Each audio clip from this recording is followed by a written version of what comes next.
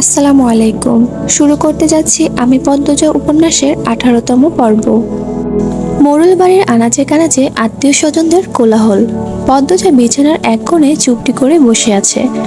ঘরে দুষ্ট রমণী আছে কয়েকজন, নিজেদের মধ্যে রসিকতা করছে, উচ্চস্বরে হাসছে। অথচ এরাই বিপদের সময় পাশে ছিল না। ভীষণ গরম পড়েছে। পদ্মজার পরনের সুতার কাজ করা সুতি শাড়ি। গরমে শুধু ঘামছে না, বমি পাচ্ছে। প্রেমা পদ্মজার পাশে বসেছিল। পদ্মজা প্রেমাকে ফিসফিসিয়ে বলল, এই বনু, আম্মাকে গিয়ে বলবি লেবুর শরবত দিতে। প্রেমা মাথা নাড়িয়ে চলে গেল শরবত আনতে।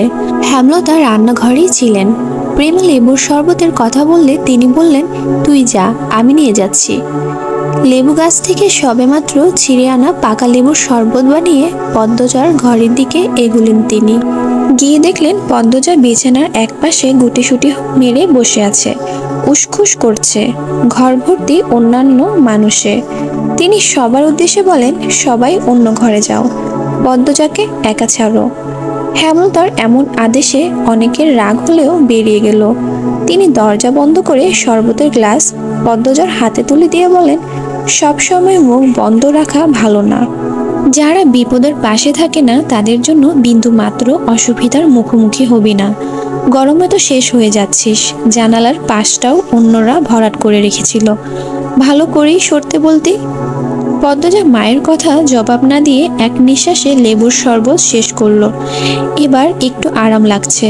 আলনার কাপড়গুলো অগোছালো। সকালেই তো ঠিক ছিল, নিশ্চয়ই মেয়েগুলির কাজ। হেমলতা আলনার কাপড় ঠিক করতে করতে জিজ্ঞাসা করলেন, কি নিয়ে এত চিন্তা করছিস? পদ্মজা কিছু না বলে বিছানার আঙ্গুল দিয়ে আঁকিবুকি করতে থাকলো। পদ্মজার অস্বাভাবিকতা দেখে হেমলতা কপাল কুঁচকালেন। বলবি তো? পদ্মজা বিচলিত হয়ে বলল, আম্মা, উনি বোধ হয় আজকে আসবেন। উনি? উনি কে? আমির? না আম্মা, লিখুন শাহ যে উনি। হেমলতা দীর্ঘশ্বাস ছেড়ে স্বাভাবিক কণ্ঠে বলেন, কপালে যা আছে তাই তো হবে, ভাবিস না, আমি আছি, সব সামলে নেব। হেমলতার কথা শেষ হতেই পদ্মজা ভেজা কণ্ঠে বলল, উনি খুব কষ্ট পাবেন আম্মা। হেমলতা অবাক হয়ে তাকান পদ্মজার দিকে। পদ্মজার এত বেকুল কেন হচ্ছে? তিনি কি পদ্মজার অনুভূতি চিনতে ভুল করেছেন, নাকি শুধুমাত্র কারো মন ভাঙবে ভেবে পদ্মজা এত বেকুলতা? হেমলতা দোটানায় পড়ে যান। পদ্মজার জীবনে এ কেমন টানাপড়ন? এই মুহূর্তে পদ্মজাকে বুঝে উঠতে গিয়ে হিমশিম খাচ্ছেন তিনি। ওদিকে হানি ডাকছে। হেমলতার বড় বোন হানি গতকাল ঢাকা থেকে গ্রামে এসেছে, ছেলে মেয়ে নিয়ে এসেছে। হেমলতা দরজার দিকে পা বাড়ান। তার আগে বলে গেলেন, আমার নোংরা অতীত শোনাবো আজ, বাকি সিদ্ধান্ত তোর। যা চাইবি তাই হবে, মনে রাখিস, যা চাইবি তাই পাবি। পদ্মজা কিছু বলার আগে হেমলতা চলে গেলেন। পদ্মজার বুকের ভিতর অপ্রতিরোধ্য তুফান শুরু হয়। মায়ের অতীত জানার জন্য কত অপেক্ষা করেছে সে। আজ যখন সেই সুযোগ এলো তার ভয় হচ্ছে খুব। কেন হচ্ছে জানে না, কিন্তু হচ্ছে। হাত পায়ের রগে রগে শিরশির অনুভূতি। ভ্যান গাড়িতে চড়ে অনন্তপুরের আটপাড়ায় ঢুকলো লিখন শাহ, সাথে বাবা মা এবং বোন। বাবা শব্দর আলী, মা ফাতিমা বেগম, বোন লিলি। শব্দর আলী চশমার গ্লাস দিয়ে গ্রামের খ্যাত দেখছেন আর বারবার বলছেন, এই তো আমার দেশ, এই তো আমার সোনার দেশ, আমার বাংলাদেশ। ফাহিমা ভীষণ বিরক্ত ভ্যানে চড়ে। ওনার ইচ্ছে ছিল কোনো মন্ত্রীর মেয়েকে ঘরের বউ করে আনবে, আর ছেলের নাকি মেয়ের পছন্দ হয়েছে গ্রামে। ছেলের জেদের কাছে হেরে আসতেই হলো। লিখনের পরনে ছাই রঙা শার্ট, চোখে সানগ্লাস। উত্তেজনায় তার হাত পা কাঁপছে রীতিমতো। এমন একটা দিন নেই যেদিন পদ্মজার কথা ভেবে শুরু হয়নি। এমন একটা রাত নেই যে রাতে পদ্মজাকে নিয়ে স্বপ্ন দেখা হয়নি। মাঝের সময়ে ব্যবধানে পদ্মজাকে খুব বেশি ভালোবেসে ফেলেছে সে।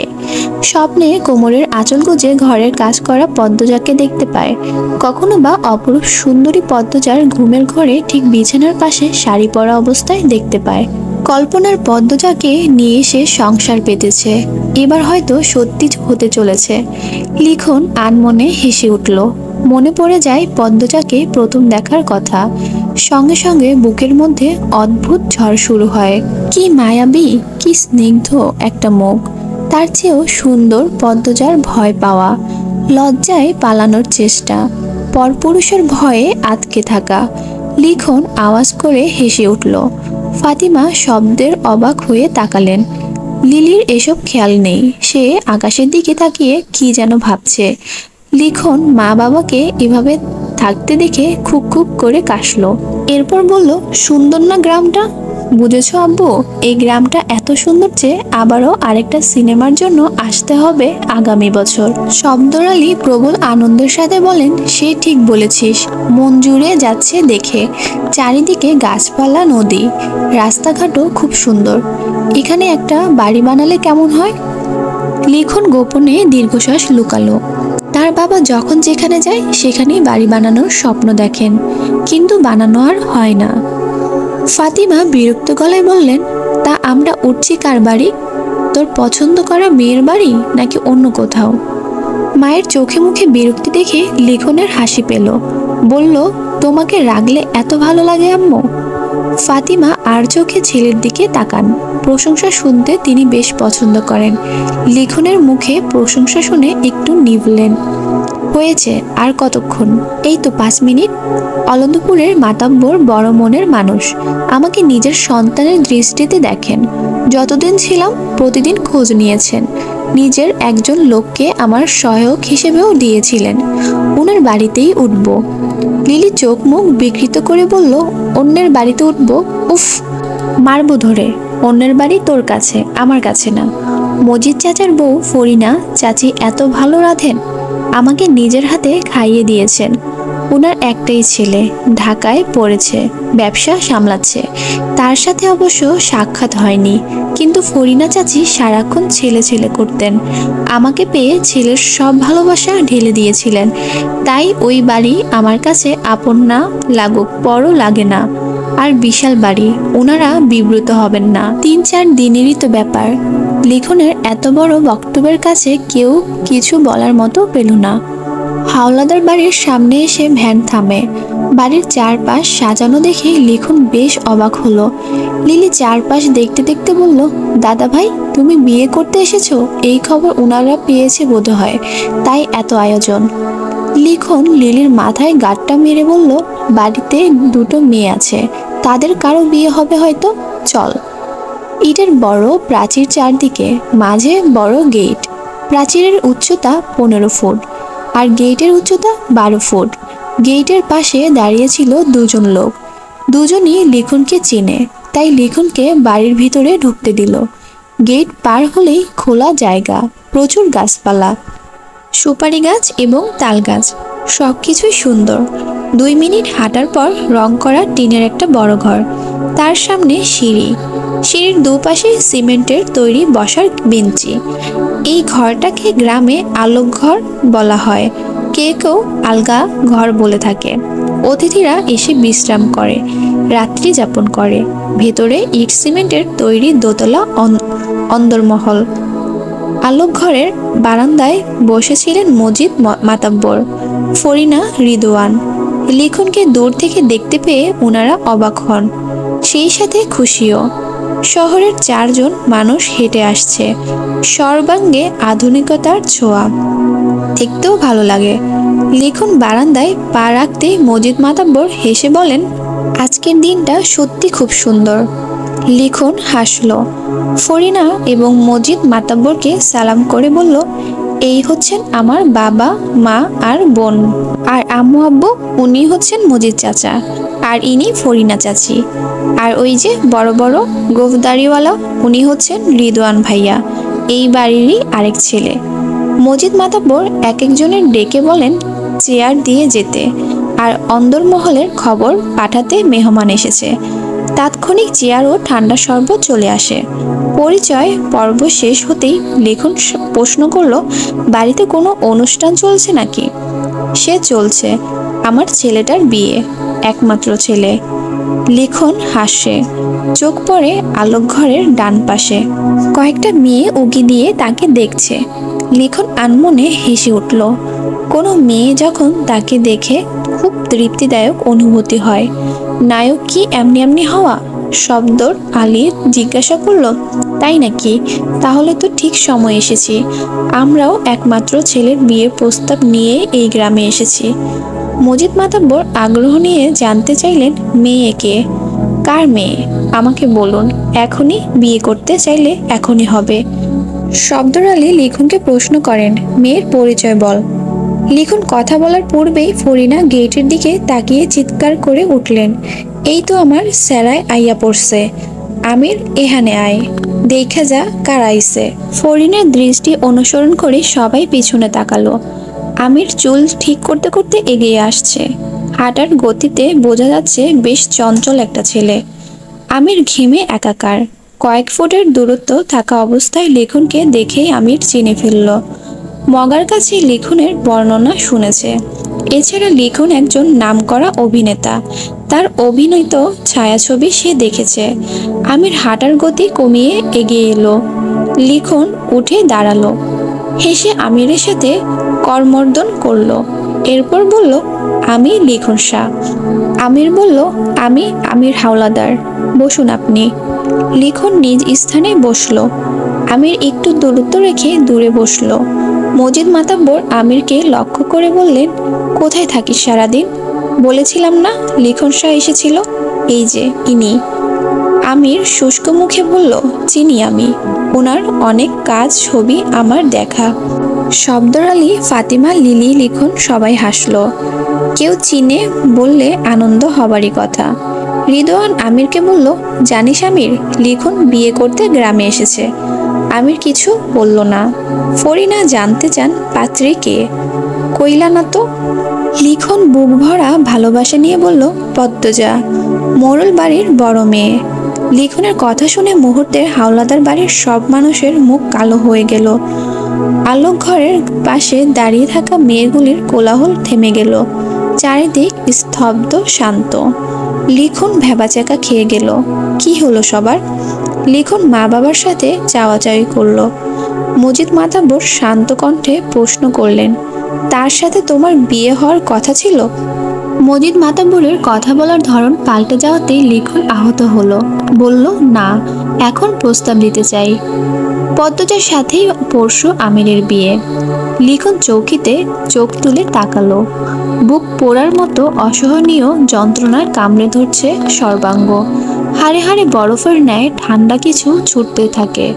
এখনই যেন সব রগ ছিঁড়ে রক্ত বেরিয়ে আসবে। আসসালামু আলাইকুম। শুরু করতে যাচ্ছি আমি পদ্মজা উপন্যাসের 19তম পর্ব। ফাতিমা করুণ চোখে লিখনের দিকে তাকান। চোখে চোখ পড়তেই লিখন হাসার চেষ্টা করলো। তার দৃষ্টি এলোমেলো, কি বলবে খুঁজে পাচ্ছে না।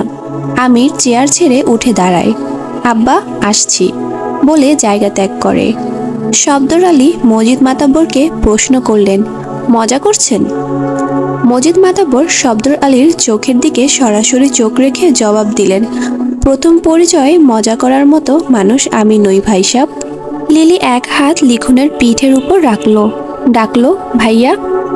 লিখন লিলির হাতটা মুঠোয় নিয়ে ঢোক গিলল। বলল, বিয়ে হবে না তো কি, বলেছি যখন দেখাবই। ভাইয়া, তোর চোখে জল। লিখন দ্রুত হাতের উল্টো পাশ দিয়ে চোখের জল মুছল। পরিবেশ থম মেরে গেছে।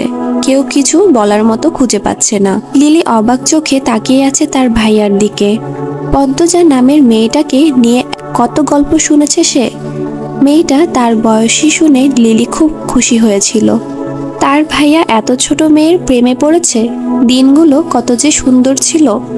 ম্যাট্রিক পরীক্ষার সময় বারবার খোঁজ নিয়েছে কবে শেষ হবে পরীক্ষা। যেদিন শেষ হলো সেদিন থেকেই শুটিং শুরু হলো। কথা ছিল 1 সপ্তাহ পর থেকে শুরু হবে। কিছু জরুরি কারণে আগে শুরু হয়ে গেল, তাই আসতে কয়েকদিন দেরি হলো। মজিদ মাতাব্বর স্তব্ধতা কাটিয়ে বললেন, বিয়েটা একটা দুর্ঘটনার জন্য খুব দ্রুত ঠিক হয়েছে। লিখন উৎসুক হয়ে জিজ্ঞাসা করল, কি দুর্ঘটনা? ফরিনা সন্দিহান গলায় বললেন, তার আগে তুমি কও তো, পদ্মজার লগে কি তোমার প্রেম টেম আছিল? লিখন ফরিনার প্রশ্ন বিব্রত বোধ করল। ধীর কণ্ঠে জবাব দিল, না। শুধু আমার পক্ষ থেকেই। লিখনের উত্তর ফরিনা সন্তুষ্ট হন। শব্দর আলী কি দুর্ঘটনা ঘটেছিল জানতে চাইলেন। মজিদ মাতাব্বর সময় নিয়ে ধীরে ধীরে সব বলেন। সব শুনে লিখন আশার আলো দেখতে পায়। ভাবে এরকম একটা ঘটনা ঘটেছে, তাই অন্য কেউ পদ্মজাকে বিয়ে করবে না। এমনটা ভেবেই হয়তো পদ্মজার বিয়ে দেওয়া হচ্ছে। সে যদি এখনই বিয়ে করতে রাজি থাকে, তাকে ফিরিয়ে না দিতেও পারে। আর পদ্মজা কি বিন্দুমাত্র ভালোবাসে না তাকে? বাসে, নিশ্চয়ই বাসে। লিখন নিজেকে নিজে সান্ত্বনা দেয়। শব্দর আলী আফসোস নিয়ে বললেন, কি আর করার, পরিস্থিতি হাতের বাইরে। আপনারা কিন্তু বিয়ে শেষ করি তবেই যাবেন, বললেন মজিদ মাতাব্বর। ফাতিমা মতামত জানালেন দৃঢ়ভাবে, না না, আজই চলে যাব, এই গ্রামে আর এক মুহূর্ত না। শব্দর আলী মৃদু করে ধমকে বললেন, কি বলছো? কিছুক্ষণ পর সন্ধ্যা, এখন ট্রেন পাবো কোথায়? কাল ভোরে না হয় চলে যাব। রিদওয়ান অনুরোধ করে বলল, বিয়েটা শেষ হওয়া অবধি থেকে যান। দেখুন, মেহমান হয়ে এসেই অপ্রত্যাশিত খবর শুনলেন, এই জন্য খারাপ লাগছে, কিন্তু কিছু তো করার নেই। মেয়েটা জলে ভাসবে বিয়েটা না হলে। লিখন সঙ্গে সঙ্গে প্রতিবাদ করে বলল, পদ্মজাকে ফেলনা ভাবছেন কেন? কেউ অপবাদ দিলেই কি সে পচে যায়? রিদওয়ান কিছু বলতে গেলে মজিদ মাতাব্বর কড়া চোখে তাকিয়ে থামতে বললেন। এরপর শিখাকে ডেকে বলেন, ওনাদের ঘরে নিয়ে যাও। আর আপনারা না করবেন না, আমি আপনাদের অবস্থা বুঝতে পারছি। বিয়ে অবধি না থাকুন, রাতটা থেকে যান। বাধ্য হয়ে ফাতিমা থাকতে রাজি হলেন। তিনি রাগে ফসফস করছেন। সব রাগ পড়েছে হাওলাদার বাড়ির উপর। মনে মনে এই বাড়ির বিনাশ চাইছেন তিনি। মেয়েটাকে তুলে নিয়ে যেতে ইচ্ছে হচ্ছে। লিখন তার চোখের মণি, নয়তো কি গ্রামের মেয়ে নিতে আসতেন? আর সেই ছেলের মন এভাবে ভাঙল। ঘরে ঢুকে চোখের চশমা ছুঁড়ে ফেলেন বিছানায়। কটমট করে শব্দর আলীকে বললেন, তোমার না এক বন্ধুর আছে মেজর, তাকে কল করে বলো মেয়েটাকে তুলে এনে লিখনের সাথে বিয়ে দিতে। আমার ছেলেকে হাঁটতে দেখতে পারবো না। আহ, চুপ থাকো তো। সব জায়গায় ক্ষমতা চলে না, পরিস্থিতি বোঝার চেষ্টা করো। কিসের পরিস্থিতি? তুমি জানো তোমার ছেলের ব্যক্তিগত ডায়েরিতে আগে শুধু আমার নাম ছিল, সেখানে এখন বেশিরভাগ পদ্মজার নামটা লেখা। কতটা পাগল এই মেয়ের জন্য। এখন মেয়েটাকে ছেড়ে শহরে চলে গেলে ছেলের দেবদাস রূপ দেখতে হবে, আর আমি তা পারবো না। শব্দর আলী পায়ের মোজা খুলতে খুলতে বিরক্তি নিয়ে বললেন, তোমার যা ইচ্ছে করো, আমি পারবো না, ক্লান্ত আমি, শান্তি দাও। ফাতিমা কড়া কিছু কথা বলতে গিয়েও থেমে গেলেন। লিলি ঘরে ঢুকেছে, লিখন আসেনি। আমেনা লিলিকে বললেন, লিখন কোথায়? কি জানি, ভাইয়া ব্যাগটা আমার হাতে দিয়ে বেরিয়ে গেল। রোদের কঠিন রূপ শীতল হয়ে এসেছে, মৃদু বাতাস বইছে, তবুও লিখন ঘামছে। সে পদ্মজাদের বাড়ি যাচ্ছে। আতঙ্কে ঠোঁট শুকিয়ে কাঠ। মাথায় শুধু কয়টা প্রশ্ন ঘুরপাক খাচ্ছে। আমি কি পাগলামি করছি? এত আয়োজন ভেঙে কি আমার হাতে তুলে দিবেন পদ্মজাকে? পদ্মজা আমাকে দেখলে কি কাঁদবে? ভালোবাসিনি একটু? মায়া নিশ্চয়ই জমেছে। লিখন আকাশের দিকে তাকিয়ে মনে মনে আল্লাহর কাছে অনুরোধ করেন, আল্লাহ, সব যেন ভালো হয়। পূর্ণা বারান্দার চেয়ার নিয়ে বসে আছে। বাড়ির পিছনে গীত গাইছে অনেকে, সাথে তাল মিলিয়ে দুই বুড়ি নাচ করছে।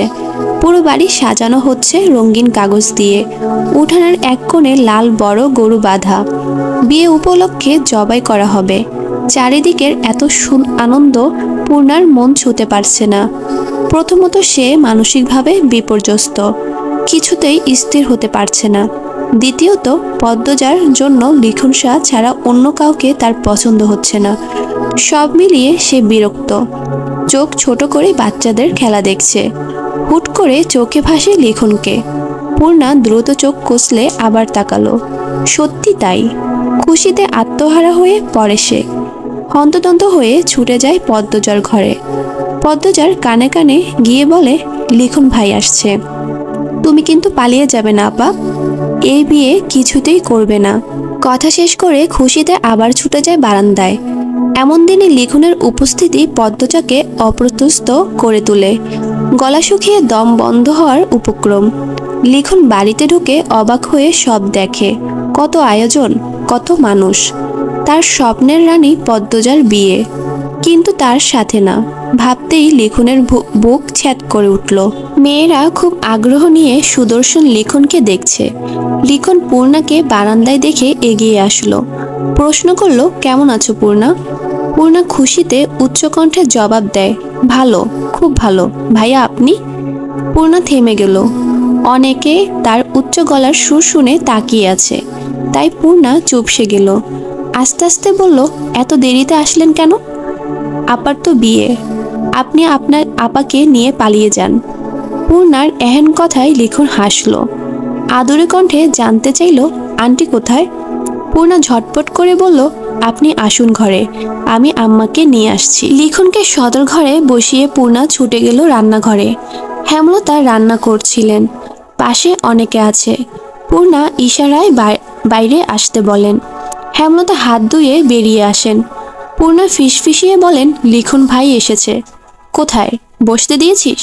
হ্যাঁ দিছি, তুমি আসো। হেমলতা ব্যস্ত পায়ে হেঁটে সদর ঘরে আসেন। এসে দেখেন দুজন বয়স্ক মহিলা অনবরত লিখনকে প্রশ্ন করে যাচ্ছে।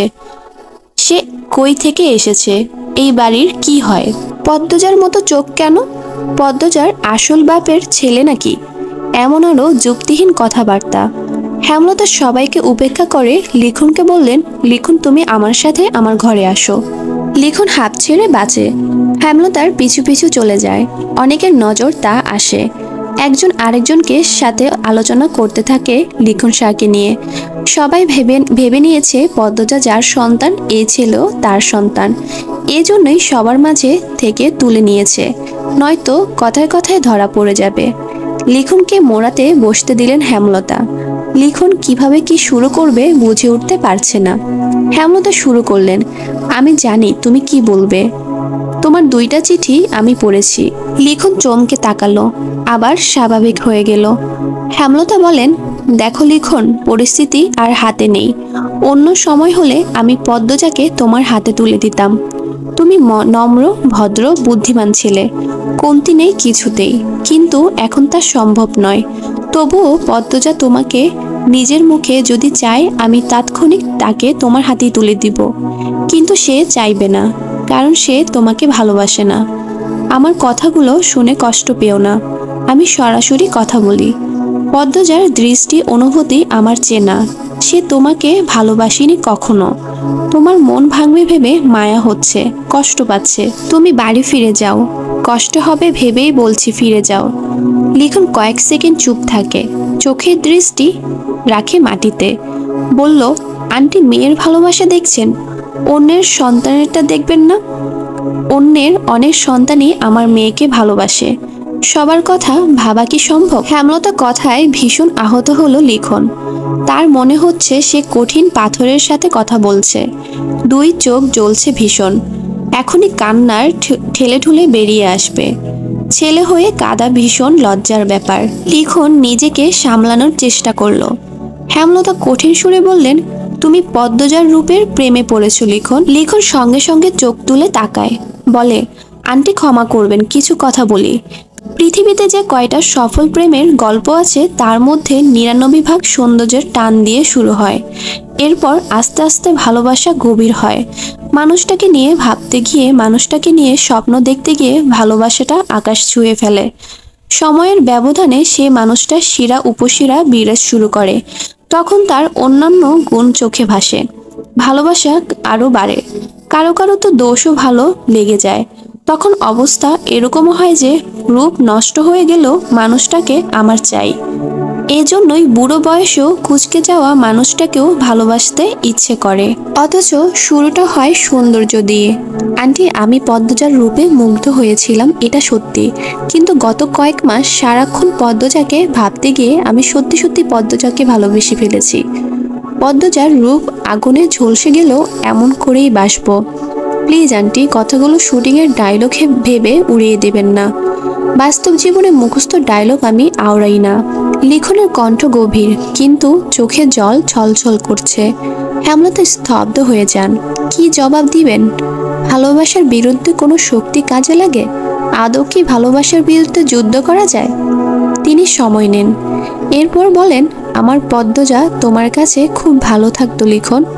কিন্তু কিছু সমস্যা সমাজে আছে, যার মুখোমুখি আমি হয়েছি।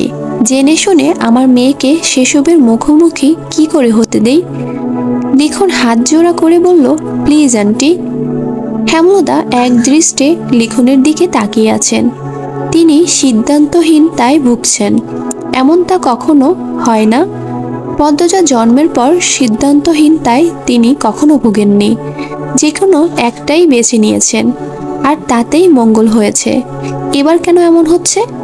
কেন তিনি নিজের অবস্থান থেকে সরে যাচ্ছেন? পদ্মজার জীবন নিয়ে তিনি যেন মাঝ নদীতে ভেসে আছেন। চারদিকে স্রোত, মাঝি নেই, বৈঠা নেই। আমির না লিখন। কার কাছে ভালো থাকবে পদ্মজা? হেমলতার শরীর ভীষণ খারাপ লাগছে। তিনি দুর্বল কণ্ঠে বলেন, এত বুঝো যখন নিজেকেও সামলাতে পারবে, বাড়ি ফিরে যাও। আন্টি, আমার বেঁচে থাকতে কষ্ট হবে। পদ্মজার সাথে যা হয়েছে তবুও সে বেঁচে আছে, আর তুমি এইটুকু মানিয়ে নিতে পারবে না? লিখন আর কথা খুঁজে পেল না। আহত মন নিয়ে উঠে দাঁড়ালো। হেমলতা দাঁড়াতে বললেন, ভীষণ ক্লান্ত লাগছে। তবুও হেঁটে এগিয়ে আসেন। লিখনের সামনে এসে দাঁড়ান। বললেন, নিজেকে শক্ত রেখো, অনেক দূর চলা বাকি। কারোর জন্য কারো জীবন থেমে থাকে না। ভাগ্যে যা থাকে তাই হয়। সব যেহেতু আয়োজন হয়ে গেছে, আর ভেবে লাভ নেই। তবে কবুল বলার আগেও যদি পদ্মজা বলে তার তোমাকে চাই, আমি সব ভেঙে চুরে পদ্মজাকে নিয়ে ছুটে যাব তোমার বাড়ি। আমি আমার মেয়েটাকে ভীষণ ভালোবাসি বাবা। এই মেয়েটার সুখের জন্য আমি স্বার্থপর হয়েছি। অন্যের সন্তানের কষ্ট চোখে ভেসেও ভাসছে না। আমাকে ক্ষমা করে দিও। হেমলতার চোখে জলের ভিড়। লিখন ভীষণ অবাক হয়ে দেখে এই কঠিন মানুষটাকে। হেমলতা নিজের দুর্বলতা, নিজের কান্না কেন দেখালো লিখনকে? লিখন জবাব খুঁজে পেল না। শুধু এইটুকু বুঝতে পারল, হেমলতার কাছে জীবন মানে পদ্মজা। লিখন ভাঙা গলায় আসি বলে চলে গেল। হেমলতা সব কাজ ভুলে গুটিসুটি মেরে বিছানায় শুয়ে পড়েন। চোখ বেয়ে 2 ফোঁটা জল বেরিয়ে আসে। মনের শক্তি কমে গেছে। দুর্বল হয়ে পড়েছেন তিনি। নিজের উপর বিশ্বাস, আস্থা পাচ্ছেন না। সিদ্ধান্ত নেওয়ার ক্ষমতা খুঁজে পাচ্ছেন না। আসসালামু আলাইকুম। শুরু করতে যাচ্ছি আমি পদ্মজা উপন্যাসের 20তম পর্ব। বারান্দার গ্রিলে হাত রেখে আকাশের দিকে তাকিয়ে আছে পদ্মজা। তার পরনে শাড়ি রয়ে গেছে। আকাশের বুকে থালার মতো একখান চাঁদ। চাঁদের আলোয় চারদিক ঝিকমিক করছে। চারপাশ থেকে ভেসে আসছে ঝিঝি পোকার ডাক। খুব সুন্দর দৃশ্য। পদ্মজা কেঁপে উঠে পিছনে ফিরে তাকালো। মোর্শেদকে দেখতে পেয়ে গোপনে হাঁপ ছাড়ল। মোর্শেদ বললেন, তোর মায়ের কি উঠেনি এখনো? না আব্বা। মোর্শেদ চিন্তিত ভঙ্গিতে কিছু ভাবলেন। তারপর বলেন, তুই হজাক কেন? যা ঘরে গিয়া ঘুমা। আমি ঘাটে যাইতাছি। আচ্ছা আব্বা। মোর্শেদের যাওয়ার পানে পদ্মজা তাকিয়ে রইল। সে কি যেন ভাবছে, কিন্তু কি ভাবছে ধরতে পারছে না।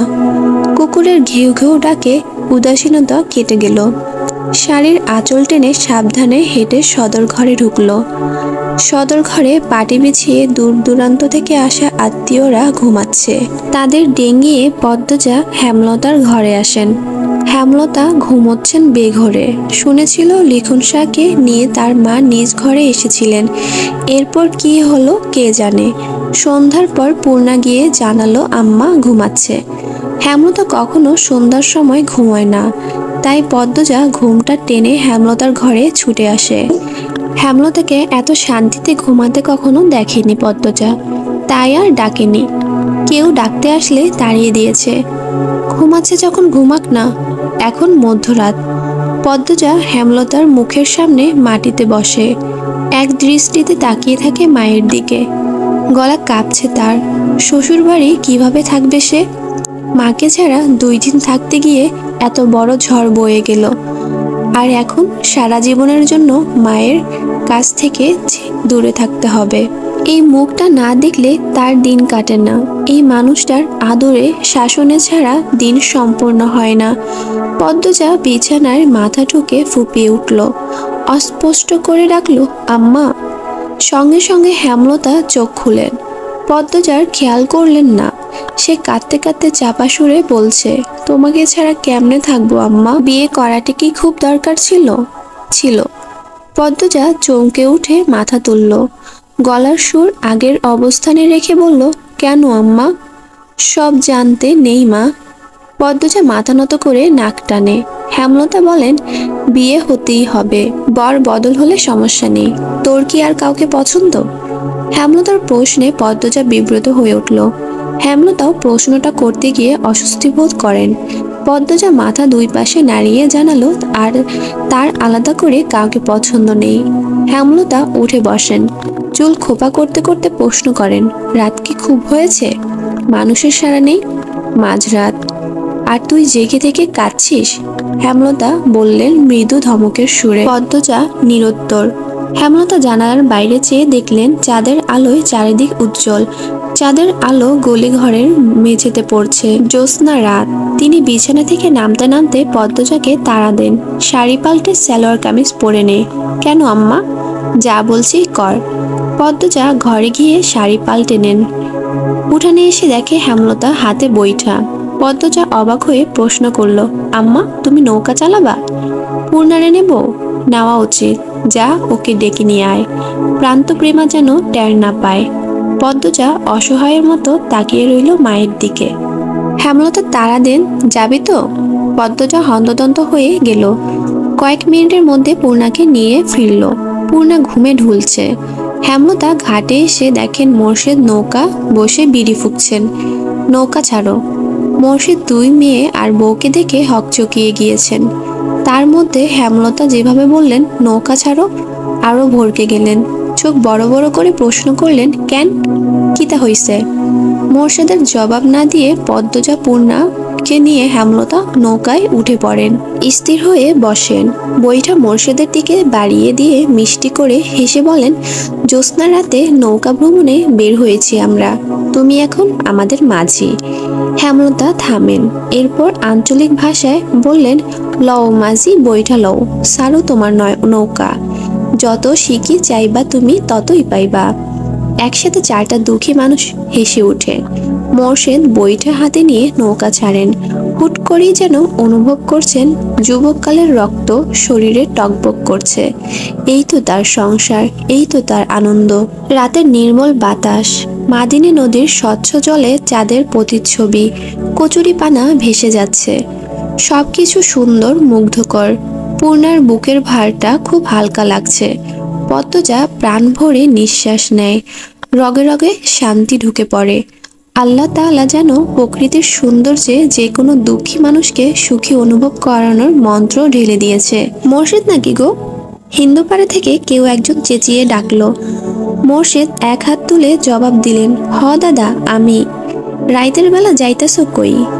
মেয়ে বউ লইয়া জ্যোৎস্না পোহাইতে বাইর হইছি দাদা। তোমাদেরই দিন মিয়া। মোর্শেদ আর কিছু বললেন না, হাসলেন। ওপাশ থেকে আর কারো কথা শোনা গেল না।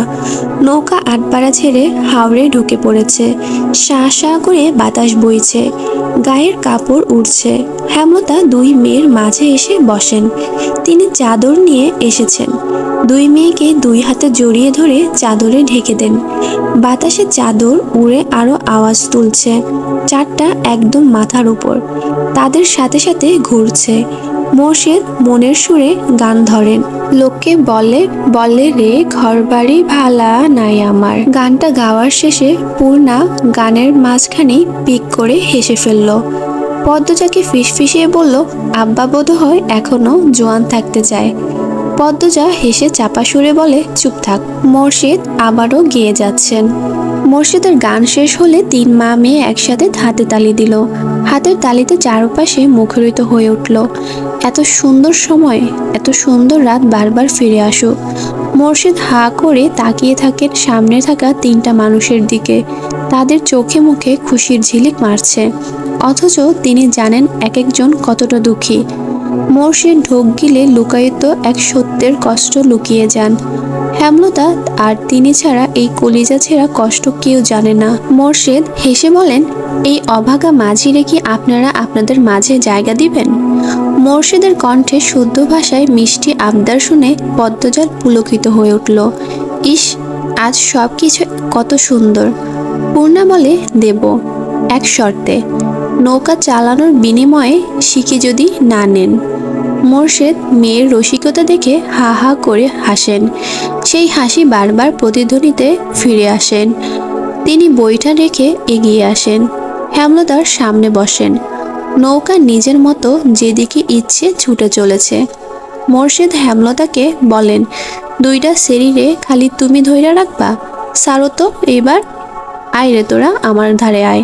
পদ্মজা অবাক হয়ে মায়ের দিকে তাকায়। হেমলতা যেতে বলেন। পদ্মজা মোর্শেদের ডান পাশে বসে আর পূর্ণা বাম পাশে। মোর্শেদ পূর্ণাকে এক হাতে, পদ্মজাকে আরেক হাতে জড়িয়ে ধরে হু হু করে কেঁদে উঠেন। অপরাধী সুরে বলেন, আমি বাপ হইয়া পারি নাই আমার সেরিদের বেইজ্জতি হাত থেকে রক্ষা করতে, আমারে মাফ কইরা দিস তোরা। মোর্শেদ কখনো এত আদর করে পদ্মজাকে জড়িয়ে ধরেননি, এই প্রথম ধরেছেন, আবার কাঁদছেন। পদ্মজার কোমল নরম মন ব্যথিত হয়ে চোখ বেয়ে জলরূপে বেরিয়ে আসে। হেমলতা মোর্শেদের পায়ের কাছে বসে, মোর্শেদের হাঁটুতে মাথা রেখে দুই মেয়ের হাত চেপে ধরে রাখেন। কেটে যায় অনেক মুহূর্ত। নৌকা হাওরের পানির স্রোতে একবার এদিকে তো আরেকবার ওদিকে যাচ্ছে। বাতাসে চারজনের চোখের জল শুকিয়ে ত্বকের সাথে মিশে গেছে। নিস্তবতা ভেঙে পদ্মজা বলল, জানো আম্মা, আজ আমি বুঝলাম জীবনের সুখ বা দুঃখ কোনোটাই চিরস্থায়ী নয়। দুঃখে মর্মাহত না হয়ে সুখের সময়টা তৈরি করে নিতে হয়, তাহলেই জীবন সুখকর মুহূর্ত আসে। আবার সুখ সর্বক্ষণ থাকে না। দুনিয়ার লীলা খেলায় শর্তে দুঃখ বারবার ফিরে আসে।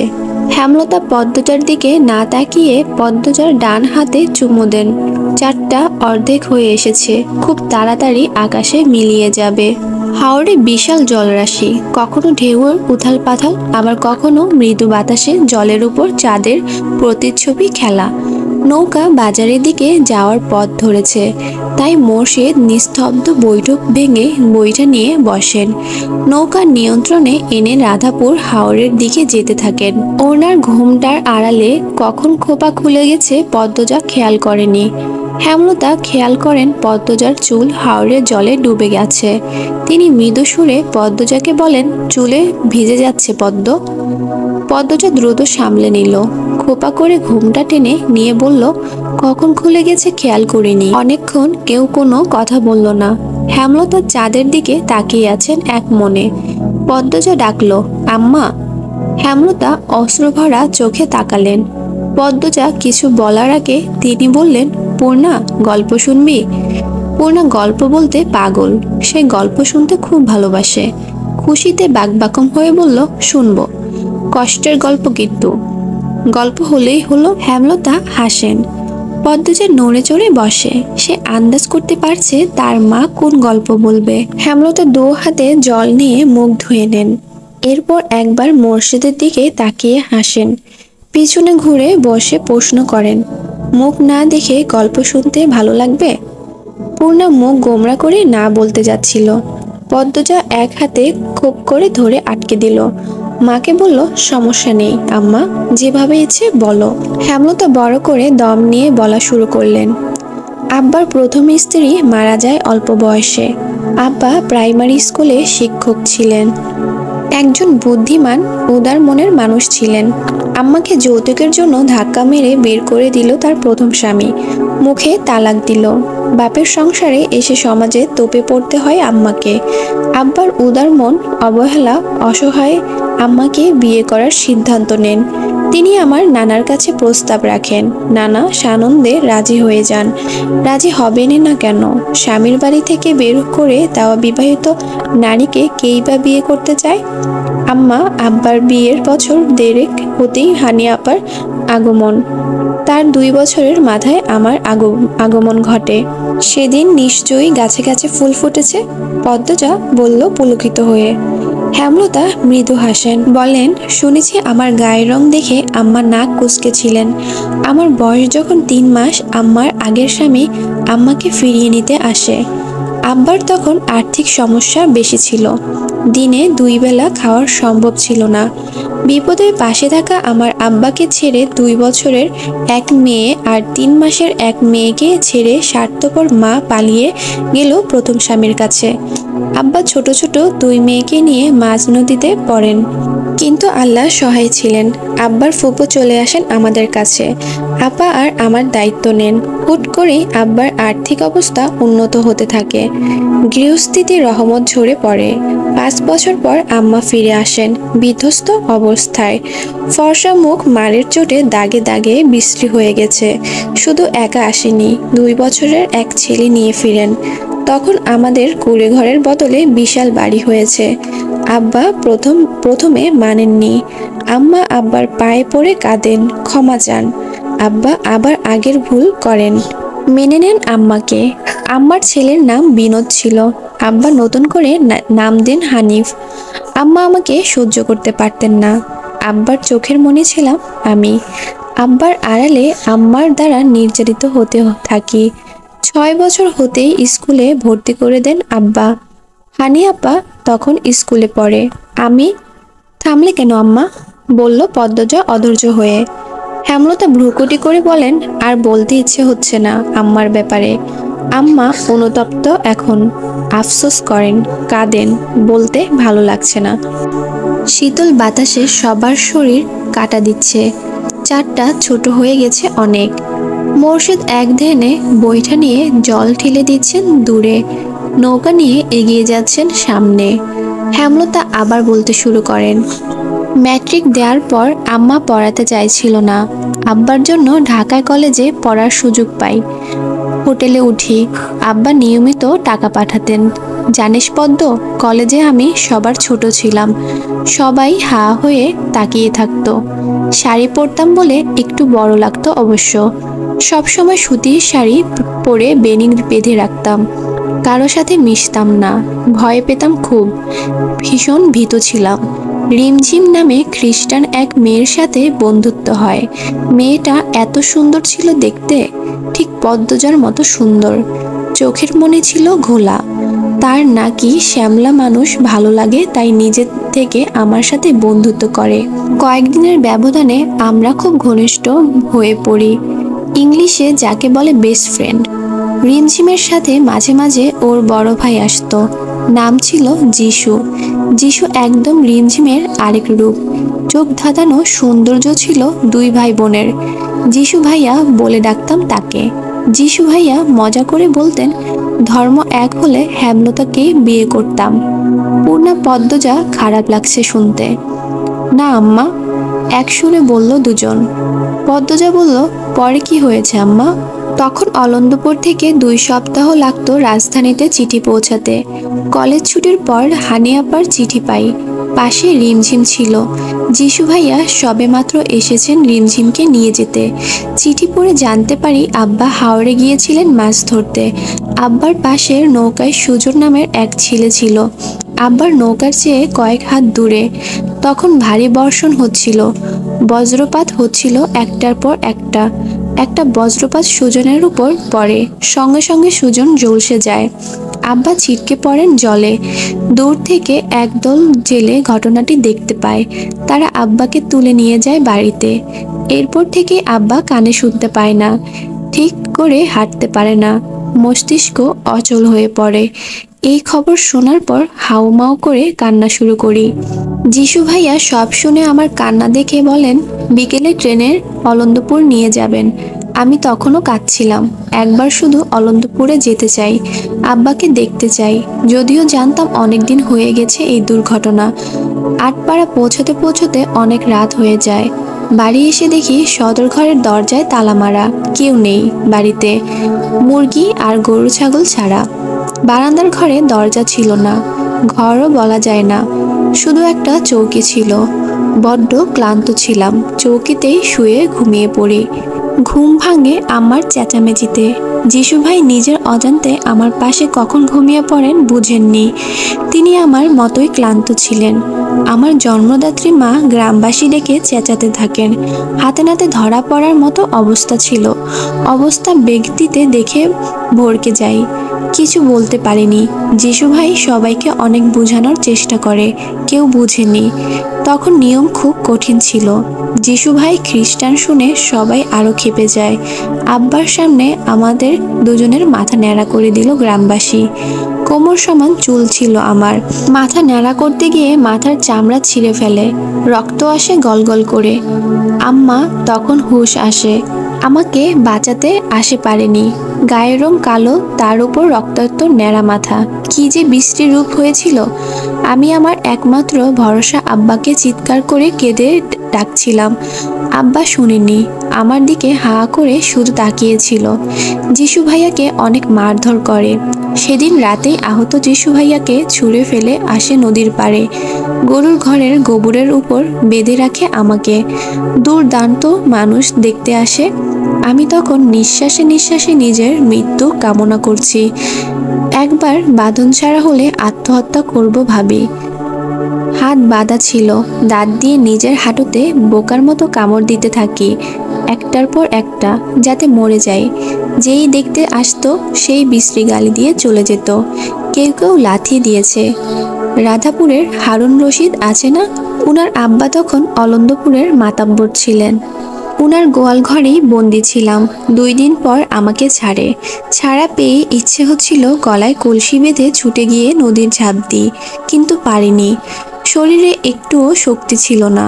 দৌড়ে পালাতে গিয়ে হুমড়ি খেয়ে পড়ি গোয়াল ঘরের বাইরে। ধারালো কিছু একটা ছিল মাটিতে। মাটিতে পড়তেই হাতের বাহু ছিঁড়ে গলগল করে রক্তধারা নামে। এই যে আমার বাহুর দাগটা, এটা যে সেদিনই হয়েছে। হেমলতা মেয়েদের দাগটা দেখানোর জন্য ঘুরে তাকান। দেখেন তার 2 মেয়ে মুখে হাত চেপে কাঁদছে। হেমলতা হাসার চেষ্টা করে বললেন, তোরা মরা কান্না শুরু করেছিস কেন? হেমলতার কথা শেষ হতেই ঘূর্ণিঝড়ের মতো 2 মেয়ে ছুটে আসে তার দিকে। নৌকা দুলে ওঠে। হেমলতা চমকে গিয়ে দ্রুত নৌকা ধরেন, চিৎকার করে ওঠেন, আরে কথা শেষ করতে পারেননি, তার পূর্বেই বুকে ঝাঁপিয়ে পড়ে 2 মেয়ে।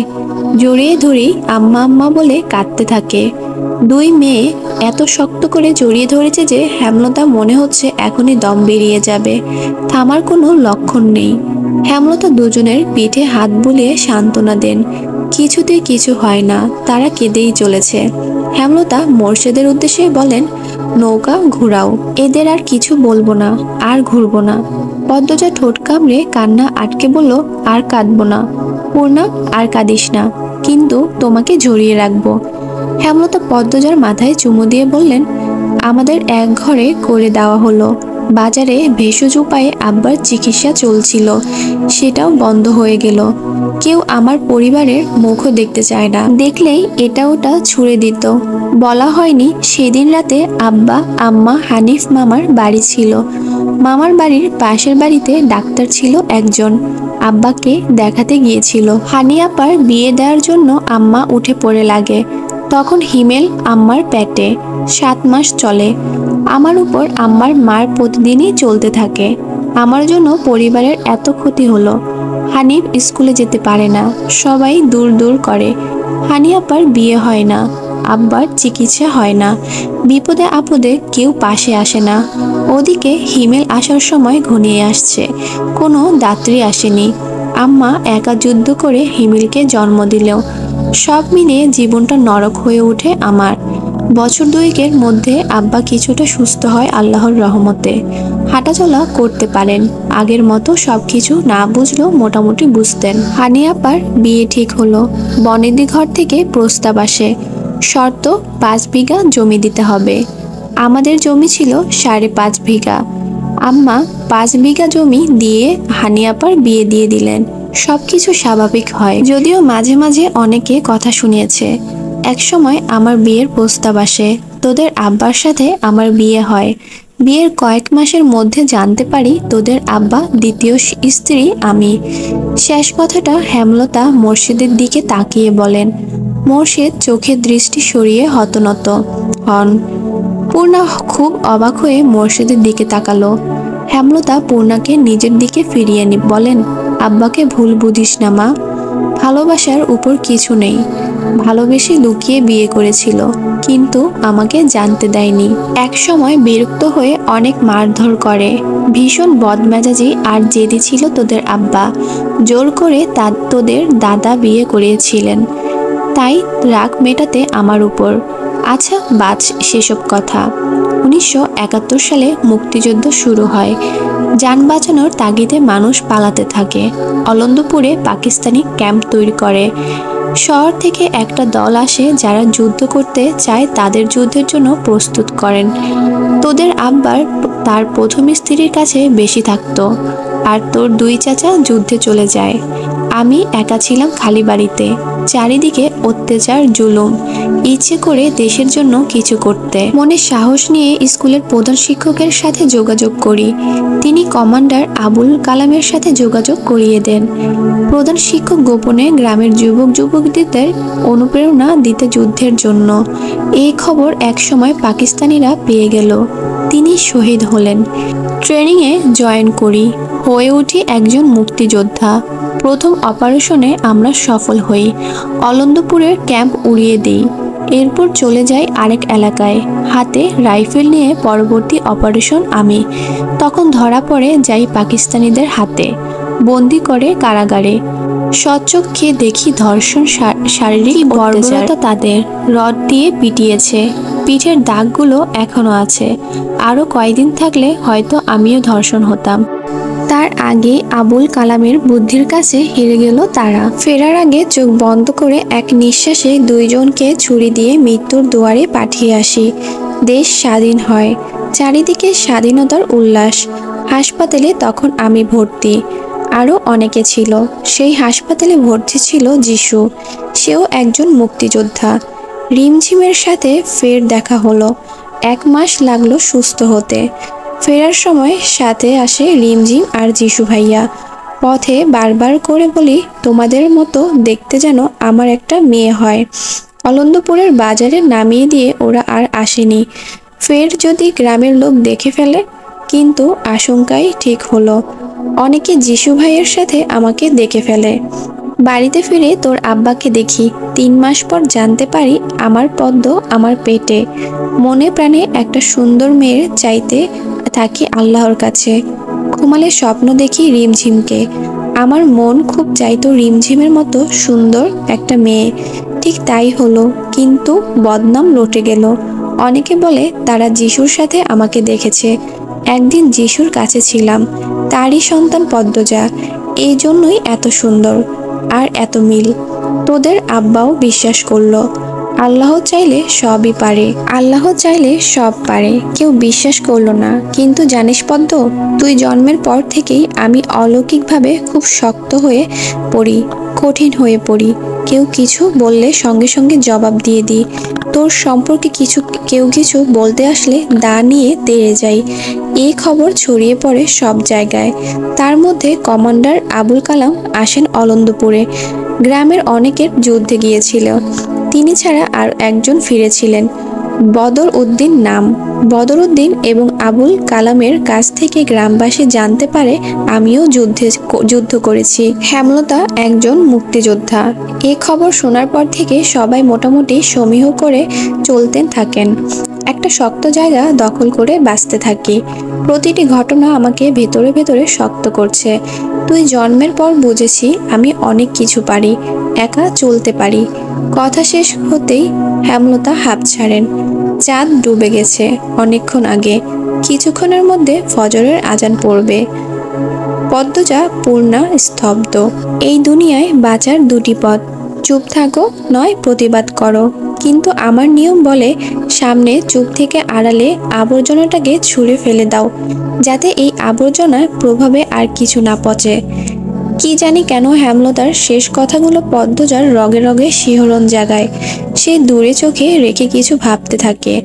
মানুষের জীবনে কত গল্প, কত যন্ত্রণা।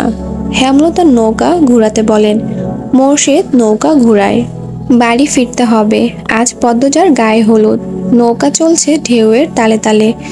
আগের উত্তেজনাটা আর কাজ করছে না। একটা ইঞ্জিন ট্রলারের শব্দ পাওয়া যায়। 4 জন চৌকিতে সেদিকে তাকায়। ট্রলারের একজন লোক আরেকজন ট্রলারের ভিতর থেকে সাদা কাপড়ে মোড়ানো কিছু একটা নিয়ে বেরিয়ে আসে। আবছা আলোয় সাদা কাপড়ে মোড়ানো বস্তুটি দেখে পূর্ণা পিলে চমকে উঠল। মানুষ মরার মতো সাদা কাপড়ের যেভাবে মোড়ানো হয় ঠিক তেমন। পরপরই লোক দুটি মোড়ানো বস্তুটি ছুঁড়ে ফেলে পানিতে। মোর্শেদ চেঁচিয়ে ওঠেন, কে রে? লোক দুটি তাকায় বোধ হয়, এরপর দ্রুত ট্রলারের ভেতরে চলে যায়। মোর্শেদ বইটা দ্রুত চালিয়ে ধরতে পারল না। ট্রলারটি চোখের সামনে অদৃশ্য হয়ে গেল। যেখানে সাদা কাপড়ের মোড়ানো বস্তুটি ফেলা হয়েছিল সেখানে মোর্শেদ নৌকাটি পৌঁছাতে হুট করে পদ্মজা ঝাঁপিয়ে পড়ে পানিতে। হেমলতা আকস্মিক ঘটনায় চমকে যান। আতঙ্ক নিয়ে ডাকেন, পদ্ম। পদ্মজার দেখা নেই। তিনি নৌকা থেকে ঝাঁপ দিতে যাবেন, তখনই পদ্মজা ভেসে ওঠে, হাতে সাদা কাপড়ে মোড়ানো বস্তুটি। পদ্মজা মুখ তুলেই হেমলতাকে বলেন, আম্মা, আমি ঠিক ভেবেছি, এটা লাশ। পূর্ণা লাশ শুনে কাঁপতে থাকে, অথচ পদ্মজা স্থির ঠান্ডা। এই শেষ রাত্রির নদীর জলে ভেসে আছে দু হাতে মৃত মানুষ জড়িয়ে ধরে। আসসালামু আলাইকুম। শুরু করতে যাচ্ছি আমি পদ্মজা উপন্যাসের 21তম পর্ব। লাশটি নৌকায় তুলতেই পূর্ণা ভয়ে কুঁকড়ে গেল। মোর্শেদের পাশ ঘেঁষে বসে। তার মনে হচ্ছে চারিদিকে থেকে প্রেতাত্মারা তাকিয়ে আছে, যে কোনো মুহূর্তে ঝাঁপিয়ে পড়বে, ঘাড় মটকে দিবে। ঘাড় মটকানোর কথা ভাবতেই পূর্ণার ঘাড় শিরশিরিয়ে উঠল। ভূত, ভূত বলে চেঁচিয়ে উঠল। হঠাৎ পূর্ণার চিৎকার শুনে মোর্শেদ ভয় পেয়ে যান। এমনিতেই গায়ে কাটা দিচ্ছে লাশ দেখে। তিনি পূর্ণাকে এক হাতে জড়িয়ে ধরে বলেন, কোন হানে ভূত, ডরাইস না। মাথার কাছে বাঁধা দড়িটা খুলে কাপড় সরাতেই একটা মৃত মেয়ের মুখ ভেসে ওঠে। হেমলতা, পদ্মজা দুজনেই ভেতরে ভেতরে চমকে যায়, কিন্তু প্রকাশ করল না। হেমলতা এদিক ওদিক তাকিয়ে মানুষের উপস্থিতি দেখেন। এরপর কণ্ঠ খাদে নামিয়ে বলেন, চিনি না তো, তুই চিনিস? পদ্মজা মাথা নাড়িয়ে জানালো সে চিনে না। পরপরই মোর্শেদকে ডাকলো, পদ্মজা, আব্বা, দেখো তো তুমি চিনো নাকি? মোর্শেদ উঠে আসতে চাইলে পূর্ণা ধরে রাখে। মোর্শেদ পূর্ণাকে নিয়ে এগিয়ে আসেন। মৃত মেয়েটার মুখ দেখে বলেন, না, চিনি না। হেমলতা চিন্তায় পড়ে যান। শরীরের পশম কাটা দিচ্ছে। চারিদিকে অন্ধকারে ঢাকা, হিমশীতল বাতাস, আর সামনে সাদা কাপড় মোড়ানো এক মেয়ের লাশ। তিনি ব্যথিত কণ্ঠে বললেন, কোন মায়ের বুক খালি হলো কে জানে। পদ্মজা বিড়বিড় করে, আমার একজনকে চেনা লাগছে আম্মা। হেমলতা ধৈর্যহারা হয়ে প্রশ্ন করেন, কে? চিনছিস? নাম কি জানিস?